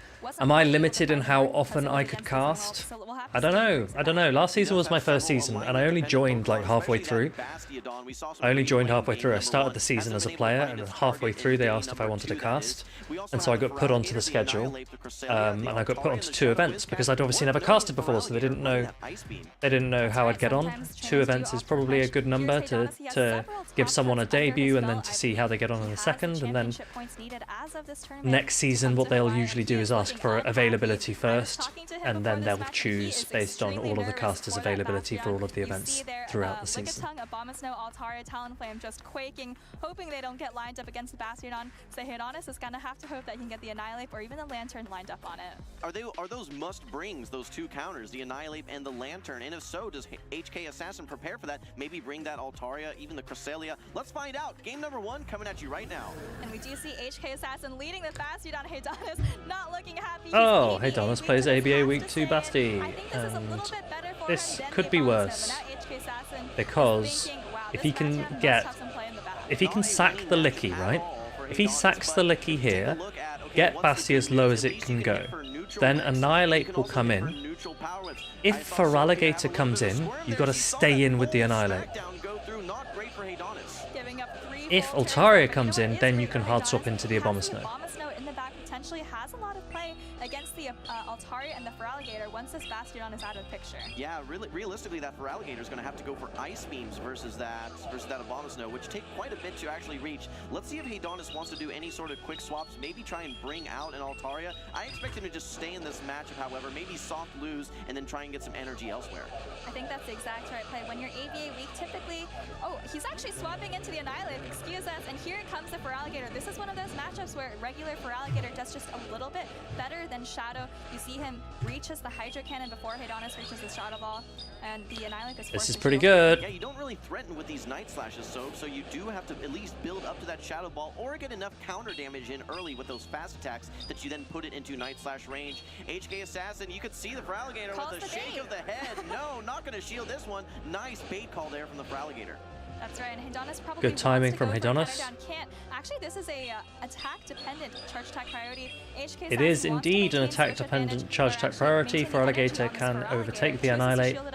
You've got to be a little bit careful. You know, often I see the non-Shadow for Alligators typically a little bit less attack weighted versus the Shadow for Alligators maybe not able to quite get is optimal of a stat spread that you're looking for. But there we have it, actually. Like you said, Annihilate winning the charge attack priority, dictating the pacing of the matchup thanks to that counter fast attack damage. Shields are down now for Haydonis. I expect to see the Altaria come in, but you're pretty close. Oh, and actually a quick swap back into the Lickitung. That's right, and switch clocks are up, so HK Assassin able to bring in the Bastiodon, but now this Bastiodon... Hey, Donis, did you see that? He looks, I'll re-chat in a minute, he looks up at the camera because he knows he can win this now. He knows he can win this. Yeah, this is kind of scary now. You cannot really bring in the Abomasnow at this range, but okay. He knows he can win this. Throw this energy now. Down with Abomasnow. Okay, who decides which battles are on stage? A combination of the stage team. Oh wait, for day 2, almost all battles are on stage at this point. All battles are on stream after as you get into towards top 16. But in day 1, there's like a stream runner, and people will say which battles look like they could be good ones to watch and things. On the Bastiodon has opened up some win conditions. Here comes the Icy One, able to reach it before that Sky Attack. HK Assassin's gonna have How much energy did that Annihilate We'll have? just have to see how much energy is left. Yeah, there's a lot of Arctic Anubis, there's a lot of ABA in plays at the moment, because I think that the more Pokemon that come out, the more Pokemon that are released into the game with different typings, the more core breakers there are, and so sometimes it can be... But we're gonna get 1, 2, 3 more Icy Winds. Does not hang on, but I don't know that it matters. Haydonis has energy, needs to pace to the Shadow Ball. Can he get there? Yes, he does! He gets there! 1 HP and a dream for Haydonis. Amazing comeback. Lickitung into Bastiodon, but able to close it out with this Annihilate. Very well played. Oh, that's a sigh of relief for Haydonis. Wow. Reaction from Wow. well, what a game number 1 to start off this series. It all came down to that Abomasnow. Sergio, are you having a little bit of a roller coaster of emotions there, are we? Regularly see an Abomasnow farming down at Bastiodon, but just like we saw, Delay, how you doing? had to throw that Stone Edge into the Lickitung, otherwise it would have been farmed down itself. But it set up that Abomasnow to be put in position to win that game. Tricky situation for sure. When you have these Pokemon both at low HP, it's hard to tell. Sometimes you don't even want to throw the charge attack to give yourself more opportunity to farm. But let's take a look here. This is a hard swap from Haydonis. Those counters are actually critical too, because they put the Bastiodon low enough to later be threatened by the Power Whip. Yeah, that's a bold play. Wow. So bringing Hey in your team, only answer to the those of you Bastiodon, that it was care, so low HP, Shaman is and back. getting those counters, just like you said, made it That so bear, manageable. you don't own that ball. Could actually finish off that Bastiodon. Great recognition by Haydonis. Oh, funny. I don't even know how this Pokemon community game works. We can barely believe it. Able to get to that Shadow Ball, but it's all about playing to your win conditions. Haydonis, he played to those win conditions and he took game number 1. What a comeback after a terrible lead. Speaking of terrible leads, we're seeing it play out again here. Oh wow, we're straight into game 2. We didn't even have a chance to... He's actually not ABA weak to it this time. Look at that backline. He's brought the Annihilate and the Lantern, but he's staying in. Maybe he wants HK Assassin to think he's ABA weak again. Well, I like the play of this Lantern. No matter where Lantern aligns, has some solid play across the board. Whether it's into the Bastiodon, whether it's into the... Haydonis looks like he could be good here. Still has a lot of neutral play. In comes the Power Whip from the Lickitung. Haydonis looks like he could be good here. Maybe some deception to try and fool his opponent into what his backline looks like. For now, he's staying in. We saw last game he hard swapped into that Annihilate, got some extra counters, got some extra chip damage. We'll have to see if he tries. Good luck to those of you that are competing in the Show 6 tournament. Okay, here's the hard swap. This time it's actually I might flick into it at some point to check on how it's going. Yeah, you can't swap. Otherwise, I'll just stream these. Or you have to swap in your own Annihilate, which can be a little bit risky, especially in an energy disadvantage. You need to get to that Shadow Ball. We have a delayed swap though. Get a little bit of that chip damage via this Stone Edge. Now Annihilate maybe can just get counters and put it into Night Slash range. Yeah, and this is actually a situation where Annihilate tends to thrive. You go in onto a chipped Pokemon, you shield, you can farm down, and like we've seen so many trainers time and time again say, the energy from Annihilate just goes ever. Actually, there's a Shadow Ball here. This is a smart thing to do, because if you throw a Night Slash, you're going to take an attack. At least you can guarantee that this is going down.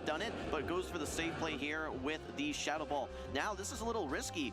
You don't really have anything that you want to bring in to a loaded Annihilate. Good thing he threw that Shadow Ball though. This is not enough. Can you get the shield down? You are taking super effective counter damage, but if we look at this Annihilate on the side of Haydonis, pretty good. Not only does it need to get through this own Annihilate, there's also still that relatively healthy Bastiodon. You can no shield this, and you can win with your own Annihilate. Haydonis should no shield this, slash coming through here. You didn't need that. You can actually counter the Annihilate down. For a farm down with this Annihilate. Brings it in here. He might have to take a Night Slash, but won't have to take a Shadow Ball. Actually, it looks like that Annihilate wasn't able to make it. Here comes the Feraligatr, but now you're very behind on energy, and Hedonus going straight for the Shadow Ball. So no shield on the charge attack last time. This time it's going to be going Doesn't matter. Hedonus, landing the Shadow Ball. Doesn't matter. To knock out. This Feraligatr does get to the Hydro Cannon, but all you need to do is just shield this up. The only Pokemon that you still need to get through is going to be that Bastiodon, and then 1 HP left on the Annihilate. I think HK Assassin was a bit slow on that swap, moving out of the Annihilate, allowed Hedonus to get so much energy and land that Shadow Ball. And I think that no shields might have been the game right there. This Bastiodon is dry. The Annihilate has very low health. The switch clock isn't even up. Here comes the Night Slash. HK Assassin putting up that final shield, but look at these counters. They are Heartbreak. absolutely chunking away. Yeah, you're doing Heartbreak for Hong Kong Assassin. You'd have to try and get to this flamethrower. I don't think you're going to be able to. No, the Night Slash is ready to go. Hedonus is getting such an energy advantage. I like how expressive Hedonus is in his wins. We get to see a lot of personality, and he knows where the camera is, which is always funny. And close out this game. After an amazing game number 1, Hedonus is able to lock it in. He's going to move on to losers round 3. Congratulations on the 2-0 sweep. Hedonus moves on in this loser side of the bracket. Remember, he came in on the loser side. He's won 2 straight rounds. He has the momentum he needs. Doesn't look to be any spicy teams in the tournament today. That's a shame. We'll get more. As we get more people in, I'm sure we will. Who is up next? One of them was actually pretty safe into HK Assassin's team. Do we know who's on stream next? Play around when you see the Bastiodon in the lead. There's not those question marks of when am I going to see it. Okay, I know it's in the lead, and you maybe Dr. Roast Beef and Mango. About how you're going to respond to it early in the match rather than maybe leaving it up to fate. Okay. Everyone's calling the bait. Everyone, you know how everyone in chat is always like, call it. They're trying to call it. Great plays by Hedonus, 1 HP in a dream. After that game 1 though, I felt like he was playing a bit freer, a bit more confident. In that game number 2, we definitely saw it go in the way of Hedonus. All right, well, let's take a look at some of those nice plays from Hedonus in Game 2 to seal this series. Here's that lead matchup, Lickitung versus Bastiodon, and I think we're going to see Hedonus switch. What I really want to see, what I'm excited to see, is Hong Kong Assassin is now out, right? He's gone 0-2 in day 2. He is out. But Pocket, who is running the same team, has his match coming up. If Pocket wins his match, then he will overtake Hong Kong Assassin. If he loses, then both Hong Kong Assassin, HK Assassin, and Out of Pocket got to the exact same point with the same team. Yeah, we didn't get any more move update reveals. There was nothing else. Maybe when the actual blog post comes out, there might be something of interest, but at this point, I would take it as it is. Take the move updates as they are. You can start planning this weekend in the current meta. You can start planning for the following weekend with what the new meta is going to be. And I'm sure there'll be loads of people talking and discussing what is going to pop up. Swift is Death going to be 40, says Sergio. Maybe. It's an interesting one because it will become a clone of something regardless of whether it's 40 or 35. So for those people who are saying, oh, they're not just going to turn it into a Weather Ball clone, well, that doesn't make any sense, because if it goes to 40, then it becomes a Stomp clone. So it's going to be a clone of something. But it allowed that Annihilate to get to that Shadow Ball. It was critical. If you say, why would you give a 35 energy to Wigglytuff? Well, some players they choose to go the tried and true. Shadow Ninetales has a 35 energy attack, and it's a Charmer. So we've seen it before, and normal can never be super effective against anything. So at least it's a normal type attack, right? It's a normal type attack with 55 damage output, which is the same damage output as an elemental punch, but it can never be super effective. I don't think it's going to be the end of the world if it's 35. I don't think it's going to be much of a difference. I think for a lot of Wigglytuff matchups, if your concern is Wigglytuff, a lot of the time Wigglytuff needs to be landing Icy Wind to win its matchups anyway. And the bait might be relevant in practice where you manage to at least reach an attack, and you at least get to throw a move. In terms of its actual matchups, you're probably going to need to be throwing Icy Wind half the time. You're probably going to be wanting to land Icy Wind, and you probably won't want to be using all of your energy on Swift, which it's not particularly strong. So yeah, it's a slight Wigglytuff buff. I wouldn't worry too much about Wiggly. Not when Jox has got his high rank shiny Toxapex. Certainly not. But like you said, let's talk to the man himself. I am here with Heydonis to talk about staring down that Bastiodon. My pick for you is that Talonflame. Obviously couldn't come into that matchup. Tell me a little bit about your strategy knowing that you had to play a Bastiodon today. Well, I don't want to give away too much because I might have to play another one shortly here, which is unfortunate, but I was just trying to dance around it, honestly. I knew I was forced to bring Ape or Lantern every game in some sense, just because those were my two strongest counters against Bastiodon. I was hoping that he would do an ABA style team, is what we'd call it, with Gator and Cresselia with Bastiodon in the middle, which is why I led Licky both times, just because my Lickitung would have a favorable matchup against Feraligatr and Cresselia, which are strong against my Annihilape.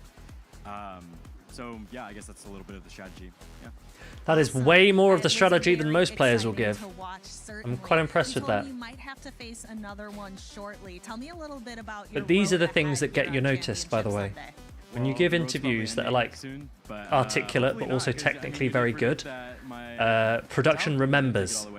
Production remembers, they'll take a note, and you might get interviewed more because they go, look, you played really well, you interviewed really well, you're good for engagement, you're good for the viewers. So next time you're on interview, just bear that in mind. We talked a little bit about yesterday about perseverance, and that's definitely something I've been seeing from you this weekend, going up against really tough odds and still being able to persevere.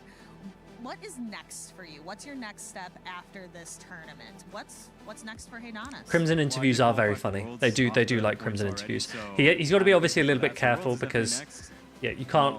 You got to be careful. You got to find the balance, right? You've got to tread the line appropriately. Is it allowed to ask for advice on Pokemon? Sure, depends on the question. But ask away, and if it's something that I can help with or that chat can help with, then give it a go. Give it a go. Any last thoughts you have for the camera? Any last shout outs you want to make here from Los Angeles today? I would just shout out my family, my uncle, mom, and dad. Yeah, Tom, they're trying to find. Anyone else who cheered me on. Yeah, they're trying to find that balance, I think, between making the stream funnier and more entertaining, and not crossing a line. If someone were to come around, turn around, and say, like, I genuinely found that offensive, then they'd maybe have to look into it and they'd have to be a bit more careful. But I think Rise did smirk a little bit. I think Rise he did break face a little bit because it was funny. Thanks so much, Heydonis. What a humble trainer. I feel like it's really But you just got to enjoy it. You just got to enjoy it in the moment. I know we saw Crimson in Indianapolis. He was interviewed and he was like, I'm not getting Gil, the other place, if you'd like to ask a question, feel free to join the Discord.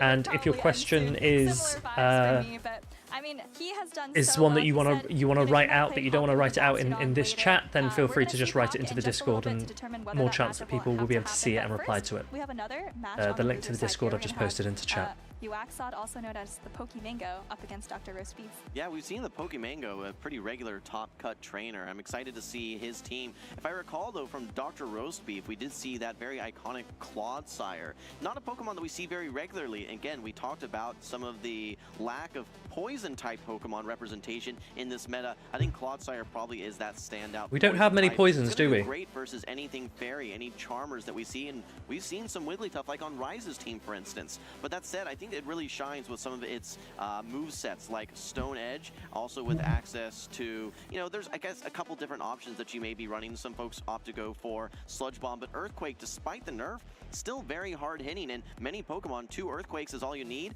I think with Clodsire, what really shines is its the standout poison that doesn't use poison. It's a fair point, but poison is a better defensive type than it is offensive in this meta. Ground coverage is really, really versatile. We used to see Galarian Stun Stunfisk a lot of the time. He can hit for neutral or super effective damage on most Pokemon. So definitely a good versatile pick for sure. You're surprised they've never buffed Toxapex. Maybe after Worlds. Maybe after Worlds, that's the time. Is this team an option? Take a look at these squads here. Shadow, Alolan, Sandslash on both teams. Something that still has representation in the meta. Ice always is a great coverage to have. Now that said, there are quite a few weaknesses that they have. Gil, I think it would be if you've got Discord. I think it'd be a great idea to jump into the Discord and ask that question in the Discord. Just because I think more people will be able to help with that kind of question. It's a fair question, but just maybe in the Discord it'll be easier to answer that one. Could be a great answer to that Skeledirge. They're definitely not going to release Toxapex with Muddy Water, that's for sure. They're not going to do that, but they might give it something better than Brine. I feel like a lot of the times you see that Alolan Sandslash is safe or favored. Other question is, oh, I should put my prediction up, shouldn't I? There's like one Annihilate, which is a hard counter. But prediction. Mango, he actually has a Skeledirge, which is a second hard counter. Interestingly enough, there's actually 2 different move sets being run on these various Alolan Sandslashes. We'll take a look at that here. Dr. Roastbeef having one of the best tournaments that of his career thus far. Okay, winner of game 1. Is it Dr. Beef or is it not a Dr. Mango? And Clodsire. That's right. A very nice team. The other bulky Pokemon that of course, is at the bottom. begging for a buff is Araquanid. A regular top cutter. He top cut just When is Araquanid Araquanid getting a buff? Questions. He's back here again, trying to repeat or go further than he did before. And let's take a look at his team. Cresselia, of course. Goodra, kind of a unique pick. We saw a little bit of play from it yesterday. The Powder Snow, Alolan Sandslash, Manabuzz, Lantern, and of course that Skeledirge we were already talking about. Yeah, thank you for mentioning that Alolan Sandslash again. Powder Snow on the side of Mango. That's going to do very nicely, not only into that Clodsire, but also into the Altaria as well. Shadow Claw not going to do quite as nice. Now that said, where you're going to have a little bit more struggles is in that mirror matchup potentially with Dr. Roastbeef's Shadow Alolan Sandslash running the Shadow Claw. He's going to be able to do neutral damage with his fast attacks, whereas Pokemon no plushies for the Doc. He's a very serious man. At some point in the series. Well, if we do, it's going to be great for Dr. Roastbeef. I think if you're the Pokemango and you're worried about that Alolan Sandslash, is that a Regice? A Lapras and a Regice? The Lantern, the Goodra, I think so. The Mandibuzz, it resists all the attacks from Cresselia, so he's going to have to bring one of those hard counters, either the Skeledirge. Wait, it's just the Skeledirge. Is it just the Skeledirge? We saw the Skeledirge for sure. I believe that are you asking for Pokemango? Yeah, that's his only counter. He has to bring it. I think it's a must bring. Yeah, there's no Annihilate or counter user in general on his team. Can't really use the Goodra. Maybe, you know, Lantern has some play, right? But it's not really a hard answer. It definitely has vulnerabilities. I think you're right. So I think Skeledirge is a must bring, which then sets up Dr. Roastbeef to have some answers. Will it be the Azumarill, the Clodsire? Well, let's find out. It is indeed game number 1. Here's the Skeledirge. So Dr. Roastbeef knows that Skeledirge is the only answer to his Shadow Alolan Sandslash. So he's playing ABB. He's strong into the Skeledirge. He's going to outpace to that first Stone Edge.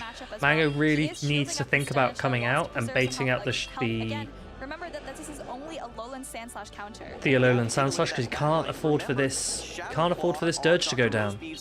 Shadow Alolan Sandslash going to do very nicely into that Cresselia. A little bit worse maybe versus the Goodra. I'm curious to see maybe Goodra with the Dragon Breath can be enough to chip it out. I think that the strategy here is maybe trying to bait out the Shadow Alolan Sandslash. That's exactly what we're going to be seeing. This could set up a nice refarm for the Skeledirge to get ahead in energy to unleash some Shadow Balls back into that Clodsire. And this is exactly what Mango needed. It's still very open, but remember how much energy that Clod's coming out with. A lot of energy. Would have been very uncomfortable for that Goodra in the back. This is not a great matchup for Cresselia, but just like you said, also, once Mango lands the next Moonblast on the Alolan Sandslash, it's only one Incinerate that's it's going to get through, and actually the A-Slash will come out, potentially able to get a Drill Run off against the Skeledirge. He didn't throw the Moonblast. Not only does it do more damage, but there is a 10% chance for a debuff as well. Actually, Dr. Roastbeef shielding the Grass Knot. I did not have that on my bingo card here for this weekend, so... I did not either, and look at this, the Pokemango really wants that reverse farm, doesn't even throw the charge attack, Ice Punch coming through here by Dr. Roastbeef, and I think Mango is just going This to is come in interesting. right away with that Skeledirge. This is Launches a interesting. Rolling Sand Slash off the field as He didn't quickly need as to shield possible. there, but Wind conditions are arising now for it the is Pokemango. interesting. This That is was an even interesting You're gonna get shield. some nice energy. I think you want to shield this drill run, but look how much energy that the Pokemango is going to come out with. I don't know that this Incinerate is going to be enough to knock out. I think he may actually get another. Oh, actually, a quick swap now, predicting the. that is a catch. That is a catch. So Dr. Roastbeef comes in to try and snipe the Skeledirge. Mango predicted it, came straight in with Goodra. Goodra will now outpace to the Aqua Tail before the next Stone Edge. Counting, throws the Aqua Tail just before Clodsire is able to reach And that now charge Dr. attack. Roastbeef Now he has has to decide, do you want this questions. Stone Edge or no? He doesn't want it. Lets the Clodsire go down. Decisions. So Because Charger Bug is going to take have resisted Volt switches. You're going to be outpaced. Dragon to Breath charge damage, attack. Dragon Breaths are, again, Aqua Tail, absolutely and so large Incinerate challenges damage. here for Dr. Roastbeef. The one thing he does have going for him is that he still has that final Protect Shield. Do you throw your energy here? Yes, indeed. I'm a bit surprised we didn't see like a charge attack priority tie, but Mango wants to get this attack off. Let's not forget how much energy that's. It's interesting. It's interesting. Skeledirge could do bits here. Well, gonna take a charge attack, or gonna need a charge attack team to take it out. Here comes an X Scissor. Dr. Roastbeef overfarmed a lot of energy here. It's gonna be enough to take out the Goodra and potentially have something going for that Skeledirge in the back. Yeah, he has a discharge ready to go. Still has a Protect Shield as well. I think you're just simply going for Incinerate damage, hoping that you can hang on versus this discharge. The question becomes, I think the Skeledirge is fine, right? The Skeledirge is fine. charge attack anywhere. This is not going to be enough to knock out. You do have the super effective Shadow Claws. How much damage can you do before you get knocked out? I think Dr. Roastbeef needs to try and Volt Switch down. Can he maybe get to this X Scissor? No, he does not. The damage Wow. Pokemango with the Wow. Look at that. Volt Switch did register first, but That was a Skeledirge lead into a Clodsire. Let's remember what happened there. So a hugely advantageous lead for Dr. Roastbeef. But what was the mistake? Shielding the A-Slash from the Moonblast. Big shield mistake. It wouldn't have done that much damage. You didn't need the A-Slash there. That lost the game. That lost the game. As Wholesome's saying right now, it set up a win condition. He was then able to make this catch with his Goodra. Beautiful plays from the Pokemango, showing why he Charger is a Bug into repeat Crest would have been another here one. in Los Angeles. He, however, maybe thought to himself, Dr. Roastbeef did anticipate, but if I can avoid if I can guarantee avoiding the Skeledirge, I'd rather do it now. So I can understand why he did that. Mango was trying to bait out the Alolan Sand Especially because A-Slash has such a good matchup into the Cresselia that it can come out with a drill run to get off onto the Skeledirge anyway. That's all he needed to do.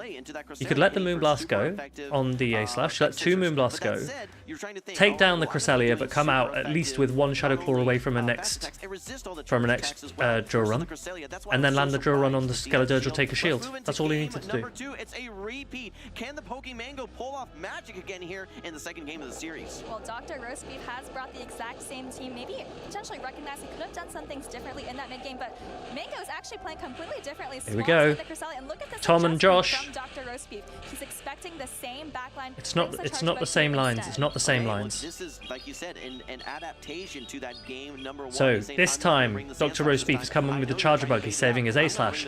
But this time, Mango has his own A-Slash in the back, not a Goodra. You're not resisting any of this damage now with the Charger Bug, which could set up some No, opportunities for the Pokemango A-Slash over Goodra. some shields into actually turning the switch here. Let's see, the next X Scissor is ready to go for Dr. Roastbeef. Will be very close to knocking out, and it looks like the Pokemango does not want to invest a Protect Shield. I don't think this quite knocks out, but it's going to be close whether he's able to make this Moonblast. Looks like he's just 1 cycle cut away. Again, we see the same thing from game 1. He doesn't want to charge attack. He wants He's going to take the farm instead. He'd rather take a discharge.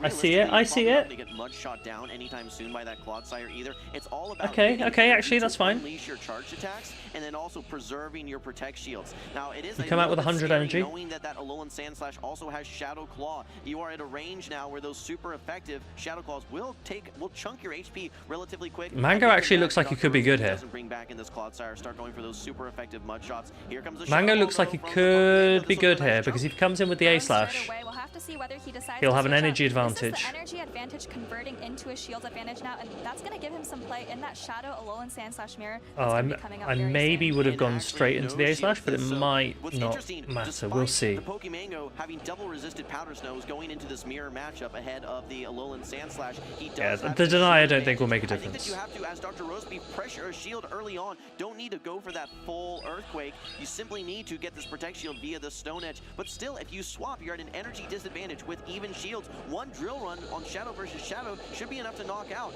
The Pokemango does not know what's in the back here. He's over farming, throws this Drill Run, does do just a little bit more damage than Ice Punch. I'm not sure Dr. Roastbeef actually chooses to let it go.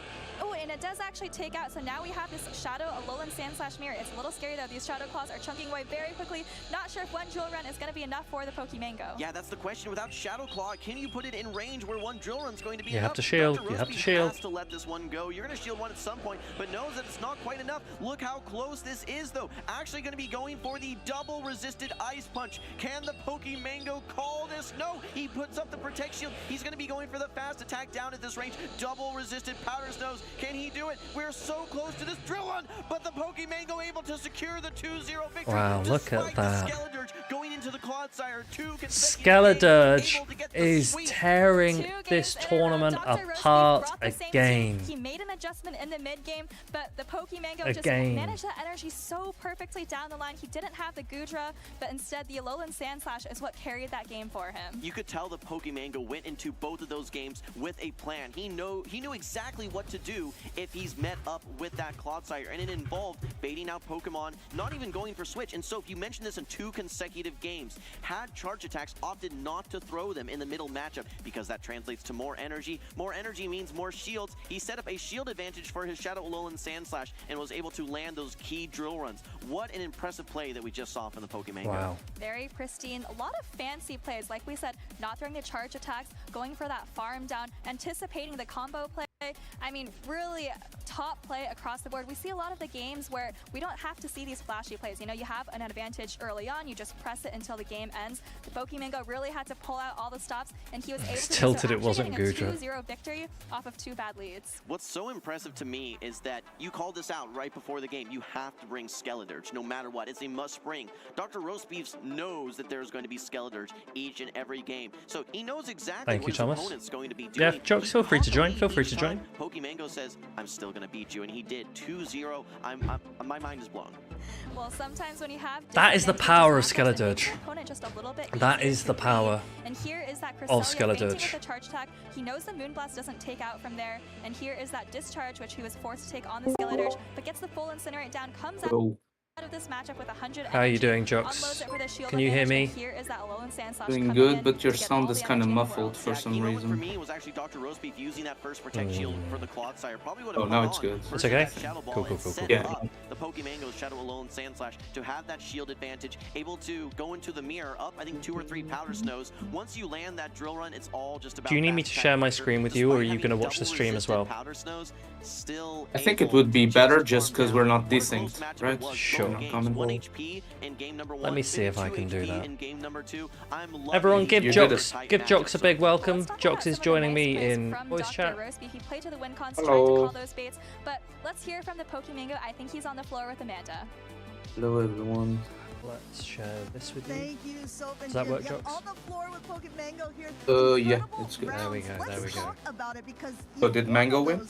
Mango did win. Skeledirge tore Yeah, things both of up. those games were super He close. led They could've gone Skeledirge either way. twice into a I knew clod, that my Skeledirge pivoted was out, pretty strong let into something his come team as in, a whole. They had a lot farmed of it play against down, everything, used but the one energy. thing that it feared the most was Clodsire, and it saw It it was both pretty games, good. so And then A it slash was sweep. Big really Mango tough fan. to wriggle around it, but very narrowly I'm a was big able to win Mango both fan. games. Yeah. So we Right, haven't I'll really get the seen next much of prediction you for set the up. tournament so far. This is the first time on the stream today. Walk us through how the tournament's been going for you in the past. I know you're coming in from the loser side of the bracket. When you Yeah, catch up on the... I had Okay, some so... really tough sets. Shady versus Pocket, that's a yeah, good one. The Yes. Shady team that versus I'm using, it was pretty inspired big, by pretty a friend big, of mine, pretty big. Signal. This who is was a big actually one, on team. stream This is a yesterday. big one. So we've got A Shady and yeah, Equation. it's, Very, very good player. A little bit soft to dark types, but it has a lot got of flexible play. I think a lot fair of few Pokemon top are cuts. Pokemon I really enjoy We've also using. got Out of Pocket. They can maneuver around. Also very good. They're not like constrained to very slow charge moves. So, And something cool about Pocket in this specific tournament is that he lost round 1 and hasn't lost since. So he's on a pretty good run. What I want to talk about. I want to talk about the Goodra. He's in in his room. game right now, What for made sure. you decide to use this Pokemon? yeah, so you might have noticed Signal, the person We who can't I really be borrowed fooled the team from, by he's using Shady's Dragonair performance instead. versus Elite, But because I Elite is... unfortunately Alright, the prediction is going up. Dragonair to You've have, got some the time ability to beat make your Mukasong, prediction. as well The as winner some of other Game trainers, 1, so, A Shady Equation so versus instead I Out of used Pocket. Gudra as a substitute, Out of which Pocket also is a very using the strong same dragon. team that we It saw has, Hong Kong a little Assassin bit use. nicer It's a team that matchups into Out of some Pocket top built, threats that he's like, used at a previous Gligar event that he's and brought Whiscash, again for here. example. Hong Kong Assassin and just a little copied bit the team, bulkier used the and, same like, I'm team, not as also pressured to made shield day things 2, as so the often team as seems you good. do with Dragonair. But who will and win in this match in this particular that we losers just had, round it was nice coming up? coverage against the Clodsire, which was the Pocket's one thing team that my does supporters really include a wanted, Basti, I so thought they Tom paired is nicely rooting for together whoever here. isn't I think they using did. I a was Basti. really excited to see Just one fair. in Could play. we We're argue speaking of that plays. We have Pocket so is many now more the to go, best so we're gonna Basti kick player, back even to the though action Caleb has and gotten go better anywhere. results, but I think Pocket has been using it for more tournaments now. Maybe. If he wins this round, then maybe. If he loses this round, then he only got as far as Hong Kong Assassin did. So, and he lost to Hong Kong Assassin. I mean, he's been third with it before, so... Yeah, but Caleb's come twice with it. Come second with it twice. For Mango, and then for Haydonis, he knew that Bastiodon was going to be a risk, and it's so great to see these trainers that maybe on paper Let's see if Pocket can go all the way. If he does get into the top 4, he's certainly got an These are the things that argument. you have to expect on day 2, right? These are the best trainers left. Both Haydonis and Pokemango are into the top 8 now. They have to find all the situations. What are we thinking? Gator is a Get your predictions in. Last chance. Shady is currently leading by a long way. Interesting.